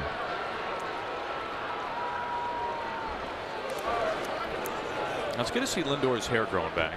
You remember earlier in the season, he made a deal with his high school baseball team that if they went undefeated, that he would shave his head, and they shaved his head, and it looked like they were a little rough. They did not look like they had spent many times holding the clippers before. All it takes is time. Yeah. That was Mount Verde Academy. Especially when you're young, that hair can grow back a little bit quicker. Lindor, of course, from Puerto Rico, then went to high school in Florida. Way out in front. That ends the inning. 2 runs to Crotch, though. The Indians strike first.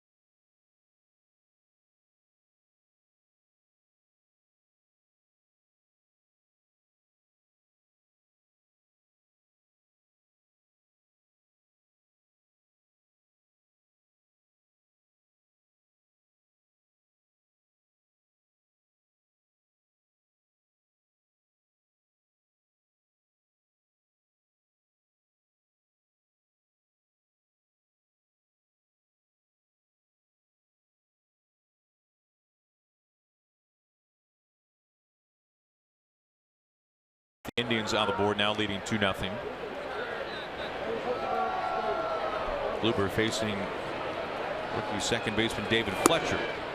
Starts him out with strike one.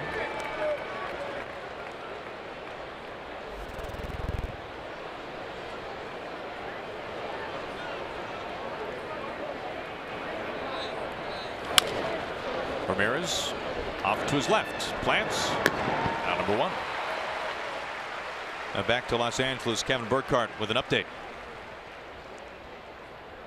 To the plate now for the Angels, number 37, Francisco Garcia.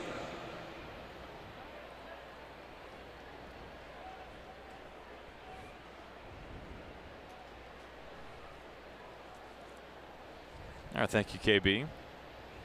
Gooby, you're a Philly guy. Did you see this coming from Philadelphia? No. No. It was a couple years ago. The winning percentage combined for all four teams was about under 400. Believe me, I know all those things. The Super Bowl, and then you had the trust in the process with the Sixers. The Flyers, of course, always pretty good. But the Phillies, a couple years ahead of schedule. You think Gabe Kapler done a nice job. That first day, well, they wanted him out. They wanted to fire him. He was on the hot seat. One day. Yeah, after the first week, they're talking about running him out of town. Yeah, but you know, he's a real positive person. It's rubbed off on his players, and they performed very well in a division where everyone anticipated the Nationals being the team to beat. Now, who is a bigger Eagles fan? You or the Angels center field? He's got better seats at the link, so I'll have to go with him on that one. But I've been around a lot longer in life, so I think I have that years over him. And a lot of bad, lean years, too. It's true. 6 strikeouts now for Corey Kluber. Garcia down swinging. Keeps that front shoulder in so well, and a tight break to that one. And every one of his pitches from the exact same arm angle. That's what makes him special. Sometimes you'll see pitchers slow down on a curveball or to change up just to take a little bit off. Everything's exactly the same. Very, very difficult for hitters to track. Well, the Angels were supposed to be in a playoff push right now, and Zach Cozart was supposed to be their third baseman. That is not the case. Cozart on the disabled list with shoulder surgery, and it's Caleb Cowart on the hot corner tonight. And also a great start, Mike Scioscia's club, 13-3 to start the season. At one point early, winning 11 on the road.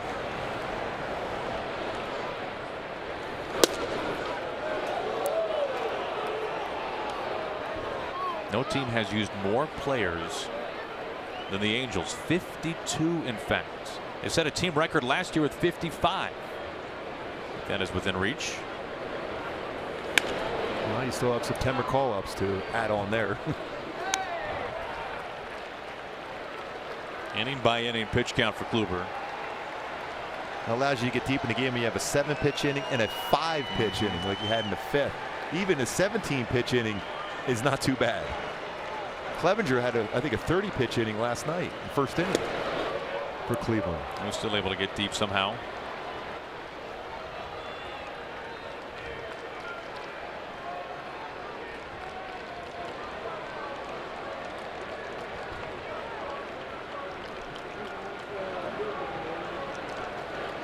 Kluber's 3-2. Muscled out to center.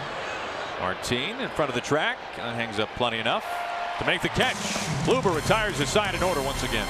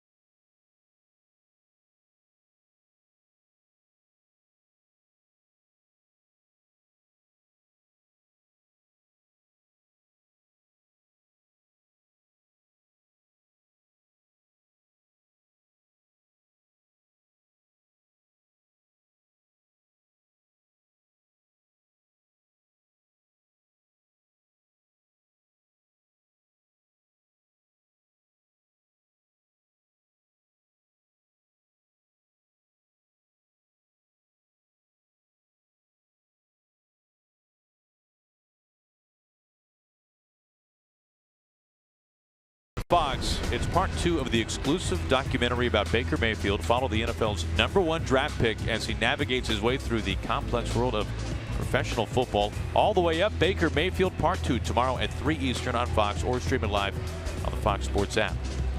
I'm looking forward to seeing him compete in the NFL. He's a leader. #1 overall by these Browns here in town. That should be good. Well, we've had a call to the bullpen once again. Hansel Robles warming up. Yeah, he's got a fastball, a firm fastball. He's 96, 98. Throw a tight slider and a changeup.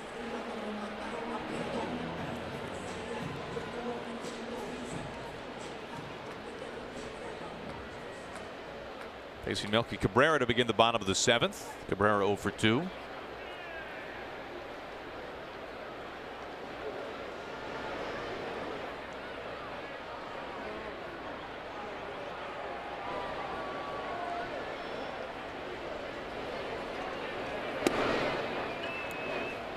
Missing for ball 1.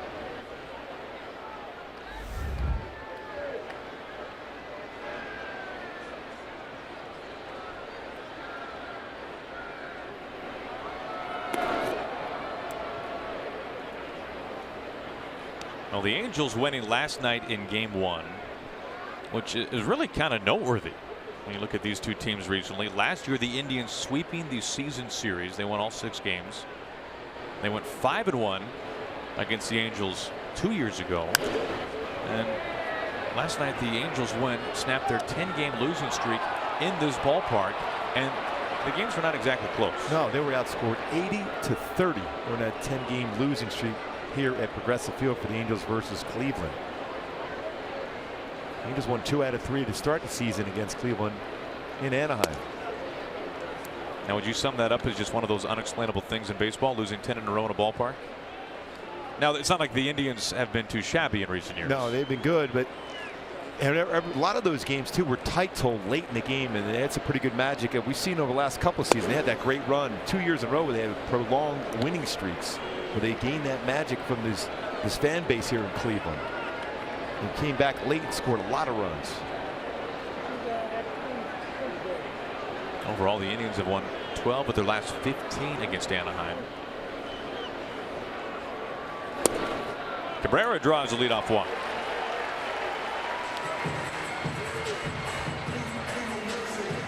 Fourth walk tonight drawn by an Indians hitter. Well, we were telling you about the injuries, especially to the pitching staff, and a lot of these guys, Tommy John. Yeah, Richards, Keenan Middleton, they were counting on being the closer. J.C. Ramirez, it was a great story last year. Blake Wood, Alex Meyer with a shoulder, and John Lamb they brought up 2 starts into basically Tommy John surgery. Tyler Skaggs, who was scheduled to pitch tomorrow, scratched, put on the DL. So Mike Scioscia's club will be tested once again as far as depth in their bullpen. Brandon Guyer on as a pinch runner for Cabrera at first base. Now, the Angels have used 29 pitchers. They used 31 all of last year. In steps Kipnis.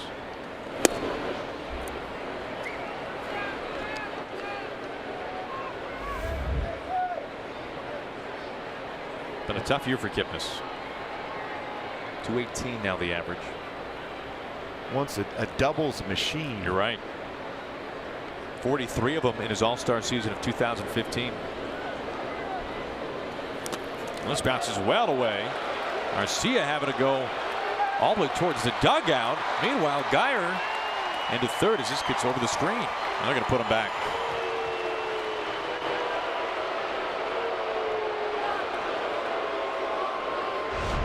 Not a whole lot you could do if you're Arcia behind there. That hits right on the plate and it skips.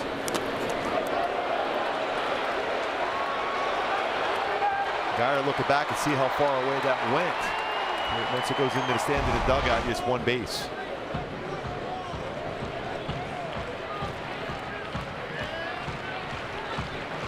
Nobody out. Guyer at second.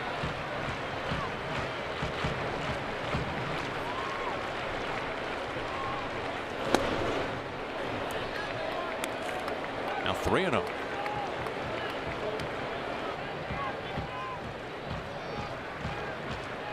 Impressive. 900th career game at second base last night, 4th most in Cleveland history. He's been a staple here for many years. Him and Cole Calhoun, teammates in Arizona State, outfielders for Arizona State. Calhoun, the Gold Glove right fielder. There's Cole.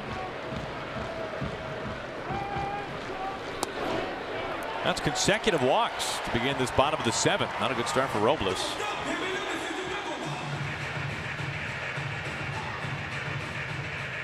Josh Paul, I want to give a shout out to his dad, Bill, turned 89 today.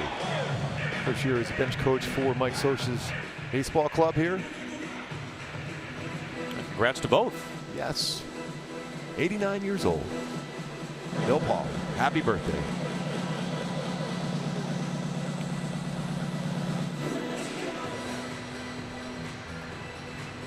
A talk here with Robles.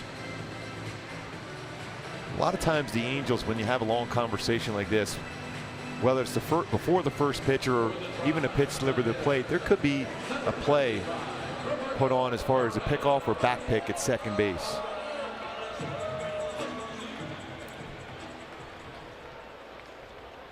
Geyer at second, Kipnis at first, and Roberto Perez, the catcher, up to the plate. He's bounced out twice to second. Sacrifice situation. That's why there could be a pickoff, as you try to keep Geyer close. 2 sacrifice bunts for Perez. Bunt pushed foul.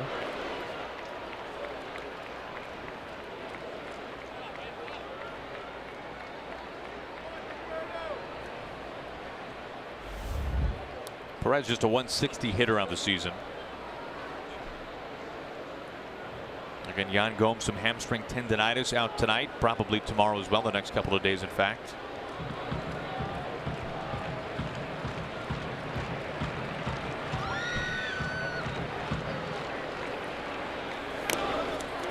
Robles now picks it up on to first. Pujols ducks out of the way. Fletcher covering. 3rd sacrifice bunt of the season for Perez. 1 out, 2 in scoring position for a hot hitter, Leonys Martin. Last night, 9th inning. That baseball went a long way last night also. And same thing here tonight. Fastball. He's always been a very good fastball hitter. Been an aggressive hitter throughout his career, but he put himself in good situations, both at bats, to sit on a fastball. Once had a walk-off home run against the Angels when he's a member of the Texas Rangers. A native of Cuba. Batting here with 2 in scoring position and 1 out.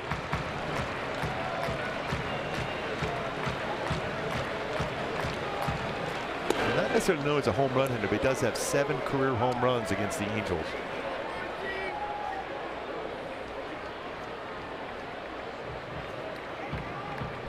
He's had a pretty instant impact. This is 3rd game, 4 for 7 in an Indians uniform. Those 2 home runs we just saw.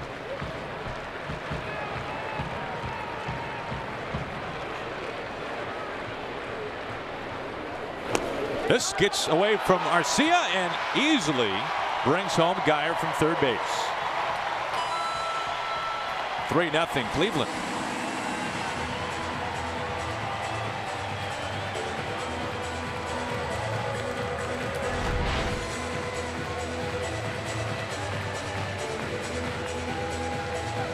That was supposed to be a slider, and Arcia was anticipating that more of a break in and ended up going away instead of a backup slider, and it fooled him.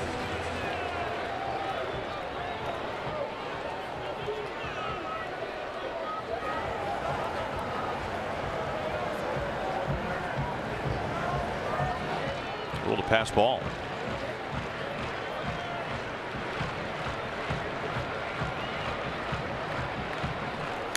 One of those tough ones too as a catcher, anticipating break to that pitch and it backs up the other way. You're waiting the last minute to try to frame it and it backs up and goes away from you and off the glove. Tough pass ball, even though you want to try to catch that and frame it.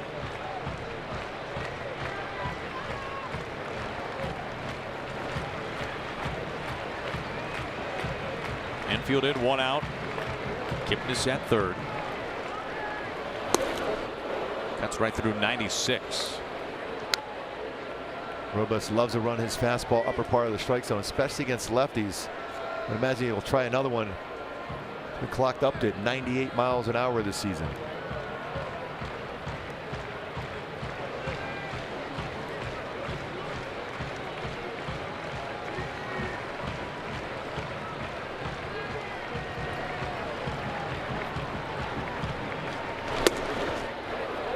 '97 missing inside. This proves that it takes more than just velocity. Robles earlier this year had a really rough time with the Mets. He's not the only one who has said that this year. Maybe one or two others. 7 home runs, fewer than 20 innings. Hitters now can hit a firm fastball. They can hit a fastball that 95, 96, 97 range. His payoff. This is scorched down by the pole. It's yanked foul. Another flat slider thrown for Robles. See that spin right out over the plate. When you look at distance for home runs, most of the longest home runs are versus slider because they break right to the barrel of the bat. Kipnis the runner at third.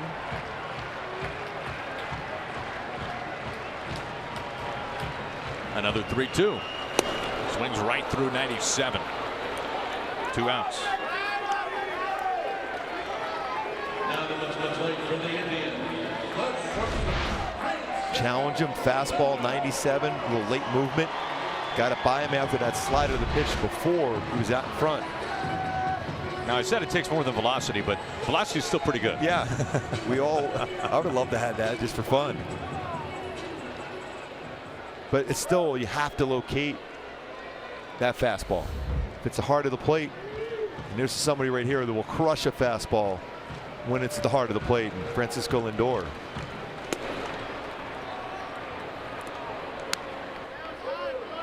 In the game yesterday, his batting average versus fastballs, 325 with 17 home runs. Double on a fastball his last at bat. Kipnis still at third. 2 outs. Well, which is more impressive as they appeal down to third base? 0-2. Which is more impressive?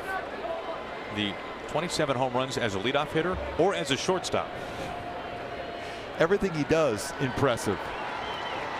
It's going back to that golden age where you had Nomar Garcia Parra, Derek Jeter, Alex Rodriguez, Omar Vizquel, Miguel Tejada, all those great power numbers and hitters in the shortstop position. Grazes him in 98. There is some outstanding young talent in the shortstop position now in baseball. Around baseball in general. So many gifted athletes. Well, how else do you explain Andrelton Simmons not an all-star, right? Well, Gene Segura's put together a really good season. They were in that final vote. Yeah, when you have a player like Andrelton Simmons and he's not in the all-star game, that tells you what talent there is in this league.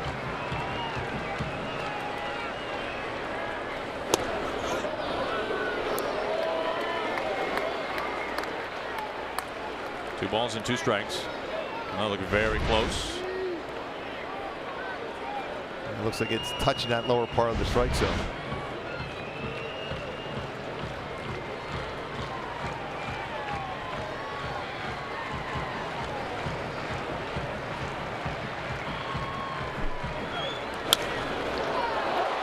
Now speaking of Simmons, throws a dart to first base. Pujols tumbles, but Lindor is out. That was close. Got a lot on that throw, and you needed all that arm strength to get Lindor at first base. Kipnis stranded. Another run crosses.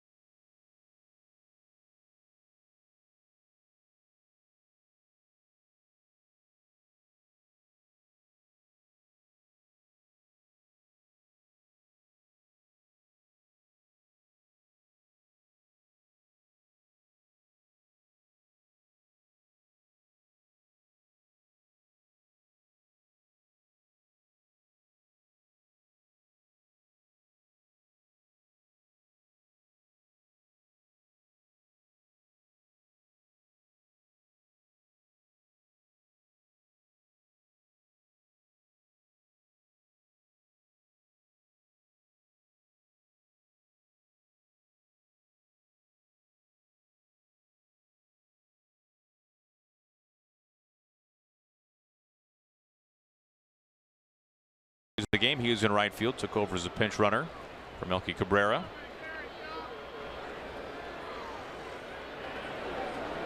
Eric Young leads it off in the top of the 8th, looks at strike one.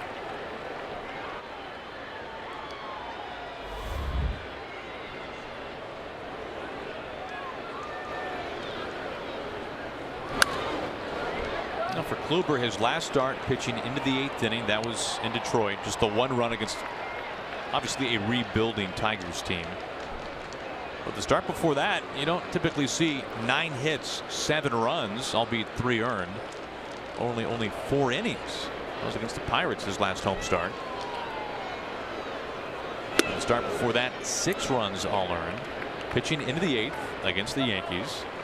This is back-to-back starts where he is working into the 8th inning, and to this point, no runs. Yeah, Terry Francona was telling us before the game he's got to get certain guys locked in to make that long run in the postseason. This is probably one of the most important people on this team for Terry Francona, and that's Corey Kluber. That year they went to the World Series against Chicago, he seemed like he pitched every day. They had a number of guys hurt in their rotation. Their bullpen was used a lot. Trevor Bauer was not available. He was fantastic. This is scorched, but right to Kipnis at second base. 1 out. Now Corey Kluber, tonight's Gatorade proven performer. He has been tremendous. I think it jumps out. 10 ground ball outs. He has 6 strikeouts solid. He's used that backdoor cutter very well. But 10 ground ball outs, utilizing that defense for the Indians, has been outstanding. Just 1 walk into the 8th inning now. Another dominant performance, and we usually have seen that over the years. Well, his pitch count 82, his high water mark this year 116. As he pitches with 1 out of the 8th. The offering to Calhoun. Down the line. Foul ball over towards Michael Brantley. Well, you know, it's his back leg stronger, his knee stronger as he's pushing off the pitching rubber. That's allows him to have better balance and more consistent with his follow through and the same arm angle every time. He is smooth in his delivery, very compact. He looks locked in again.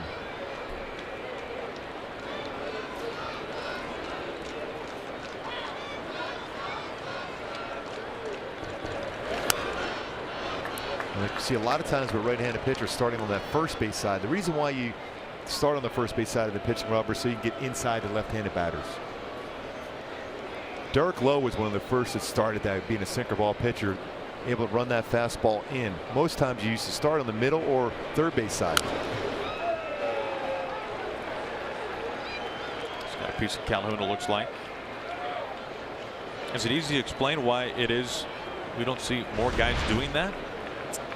As you see right here, the foul ball. Part of the reason why you do that is because if you don't have a whole lot of set, that's right off the shin.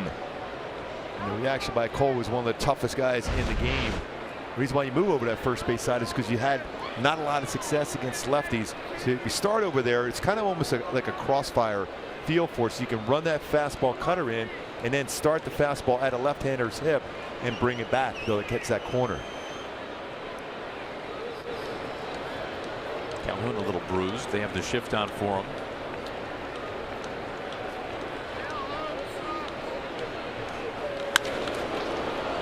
Martin at center, coasted off to his right. 2 down. He has squared up a lot of baseballs, hitting the ball the other way. Not only the home run totals, but his base hits, baseballs hit hard the other way. What? Career ERA leaders, minimum 1,000 innings. Kershaw 2.37. For some injuries in recent years, then Sale, Bumgarner, and Corey Kluber. And when you look at numbers between, say, Clayton Kershaw, he's off the charts. There's a big difference between pitching in the American League as compared to the National League. So it's pretty close and even between Kershaw and Kluber.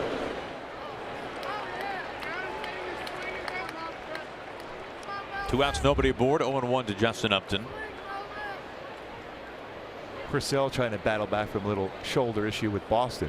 He's pretty special too. He has struggled in his career against Cleveland though. Cleveland has had some real good swings against Chris Sale since the time he came up to the big leagues. I saw plenty of them during his days with the White Sox. Ramirez getting loose. 1-2.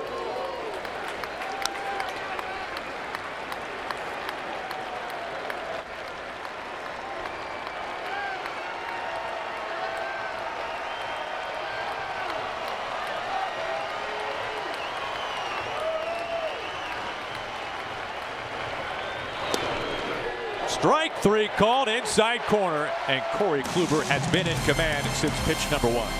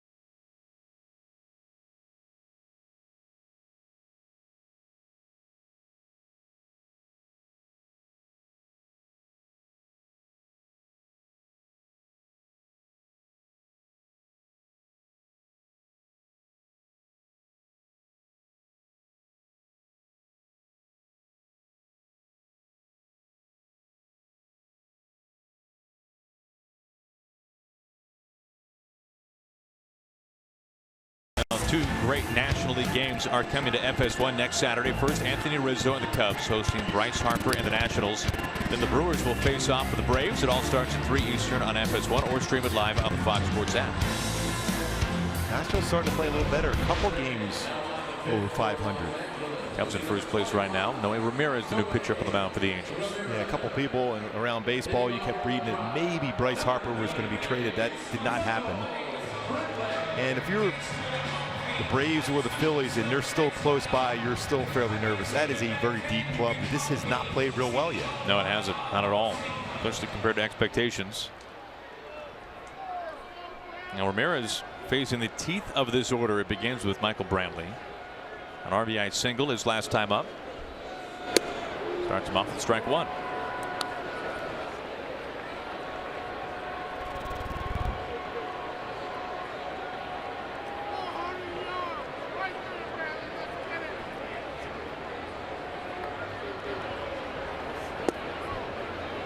Noe Ramirez, when he first started off, the first couple months of the season, very effective, but the long ball has really caught up to him. 12 home runs allowed out of the bullpen for Noe Ramirez. Fastball is not overpowering. He spots well 90, 92 range, but his changeup and curveball are his out pitches. Chopper over to Simmons. 1 down.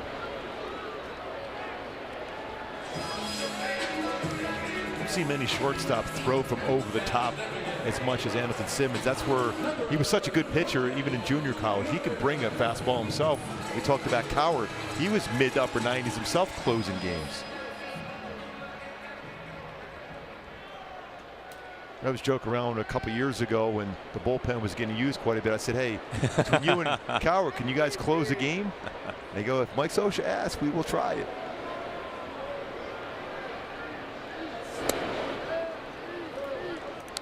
Well, awfully rare this year that Jose Ramirez is batting in the 8th inning yet to reach base.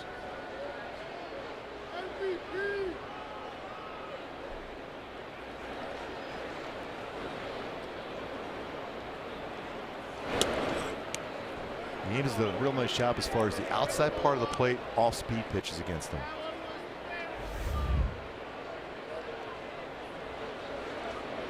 Ramirez has a chance to be a 40-40 guy this year. 32 home runs, 25 steals. Steals might be a challenge with 2 months to go. Kind of piece of Arcia behind the plate. How well has he hit a fastball this season coming into the series? A .315 batting average, 27 home runs on a fastball. Out in front, the follow through off the helmet. And Francisco Arcia behind the plate.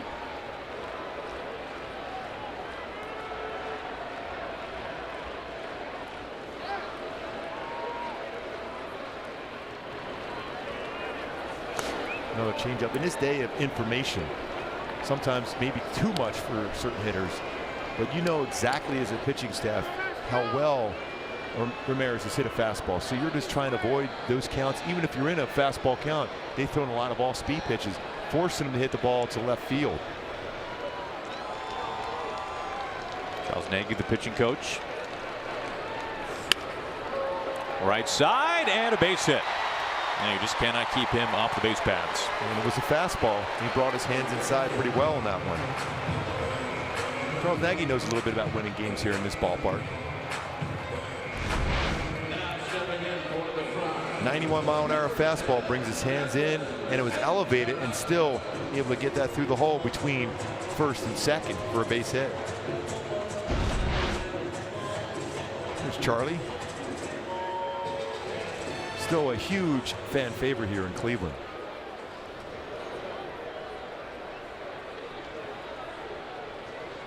And a former starter for the Indians. Look at Game 3 of the '97 World Series.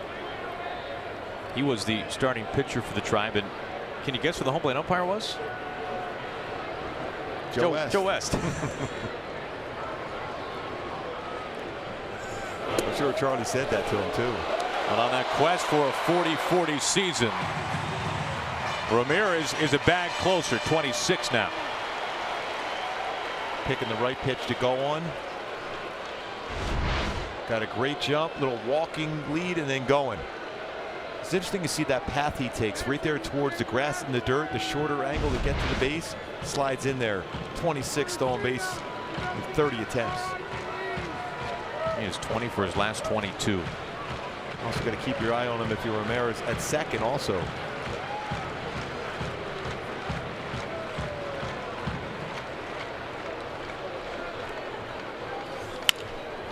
Near the line and a fair ball. Long throw. Cowart on a bounce to Pujols, and Ramirez into third. It's a pretty good indication of that arm strength for Cowart at third base. That is a long throw. He's playing deep to begin with. Has to avoid the umpire, and then a lot on that one hop throw. Pujols scoops it. It's not an easy scoop, that short hop like that, especially with a lot on it. But Cowart showing off that arm strength.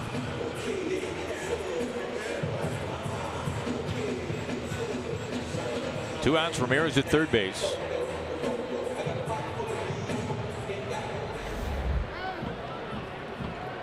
And steps Yonder Alonso 0 for 3.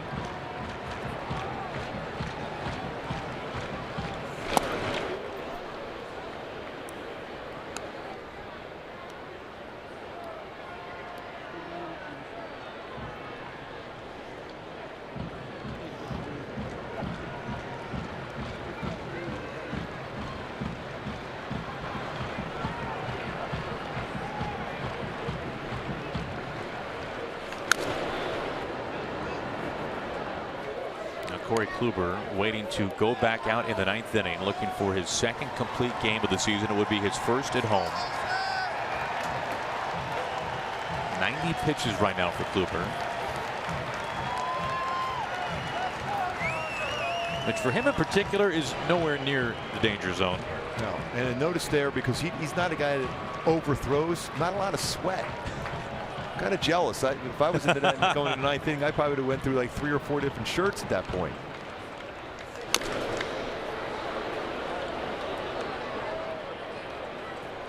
Corey Kluber seems like his overall demeanor does not really change regardless of just about anything.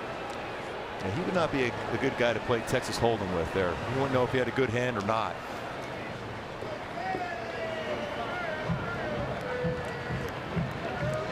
Now, he has been one of the best at going the distance.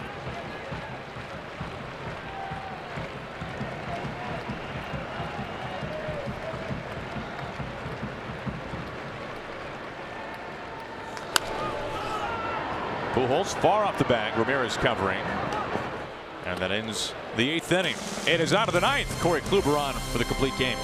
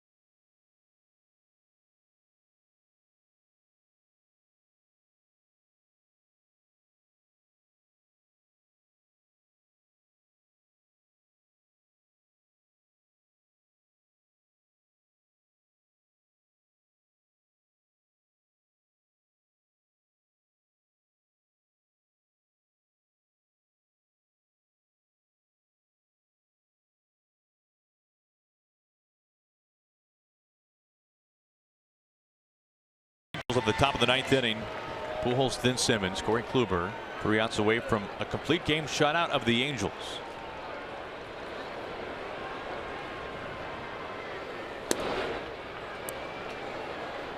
See if he goes to that same pattern after that fastball up. We'll throw that cutter in. He's made quick work of Ohtani the last couple of at-bats. There it was. And he jammed them enough to keep it in the ballpark. 1 down. And even though you look at patterns against Kluber, you're still unable to get your hands in on this baseball to get the barrel. Cutter in after a fastball away just enough towards that label of the bat. Kept it in the ballpark. As he gets the barrel of the bat, that's going a long way.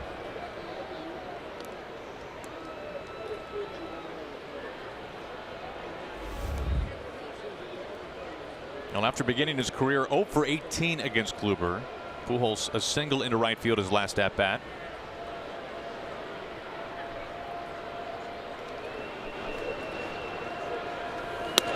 And you saw it just a moment ago. Since Kluber's first Cy Young season of 2014, since the start of that year, only Clayton Kershaw with more complete games.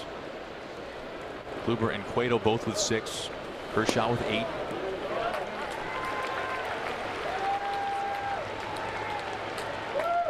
When you have that conversation, the best in the game, especially in the American League, you got Verlander, you got Kluber, you got Chris Sale, National League, you got Bumgarner, you got Kershaw.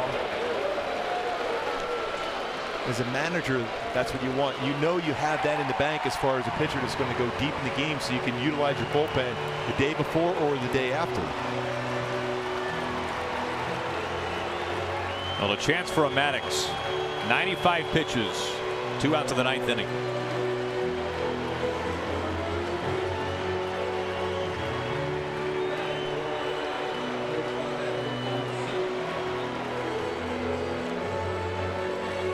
Second consecutive sellout crowd and the 7th this year in Cleveland.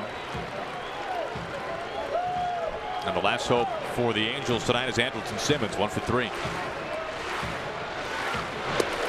Takes strike one.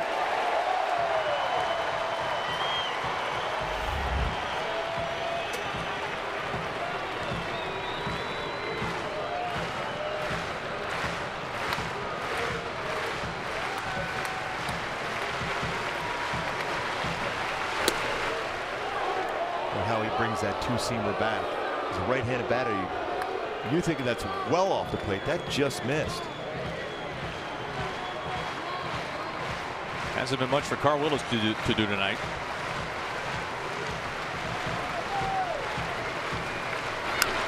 Weak ground ball. Kluber. He will apply the tag, and one away for this game to come to a close. 98 pitches, all it takes for Corey Kluber. A complete game shutout of the Angels. On a Hall of Fame weekend here in Ohio and Canton for football, that's a Hall of Fame performance by Corey Kluber. 7th career shutout, 17th career complete game for Corey Kluber. What a gem here tonight. Now come on, Gooby. The first ever complete game shutout to end on a 1-assisted putout. It's got to be, right? I would imagine. That can't have happened much before. That's the thing. You want to field your position, but you don't want to take away that throw. I said, I got enough pitches in the game. I'll just tag him myself. Well, this Angels offense, now granted without Mike Trout, has been very hot since the All-Star break, and Corey Kluber carved right through them. Yeah, they've hit the ball well to all fields. Has been good situation hitting, but tonight Corey Kluber just had everything working. Felix Pena threw the ball very well. Had a no-hitter going into 6th inning. A change with Leonis Martin with a home run, and then Francisco Lindor doing what he does best, an extra base hit. Now the Indians have now won 13 of their last 16 against the Angels. Kluber making it look pretty easy here tonight. All he needed was a run. He got 3. As the Indians win tonight, they've evened up this series. They win it 3-0. And we appreciate you tuning in. For all who made this one possible here in Cleveland, for my partner Mark Gubicza, I'm Aaron Goldsmith, our entire FS1 crew. How about Mark Sweeney, Dontrelle Willis, and Kevin Burkhardt? Guys, take it away.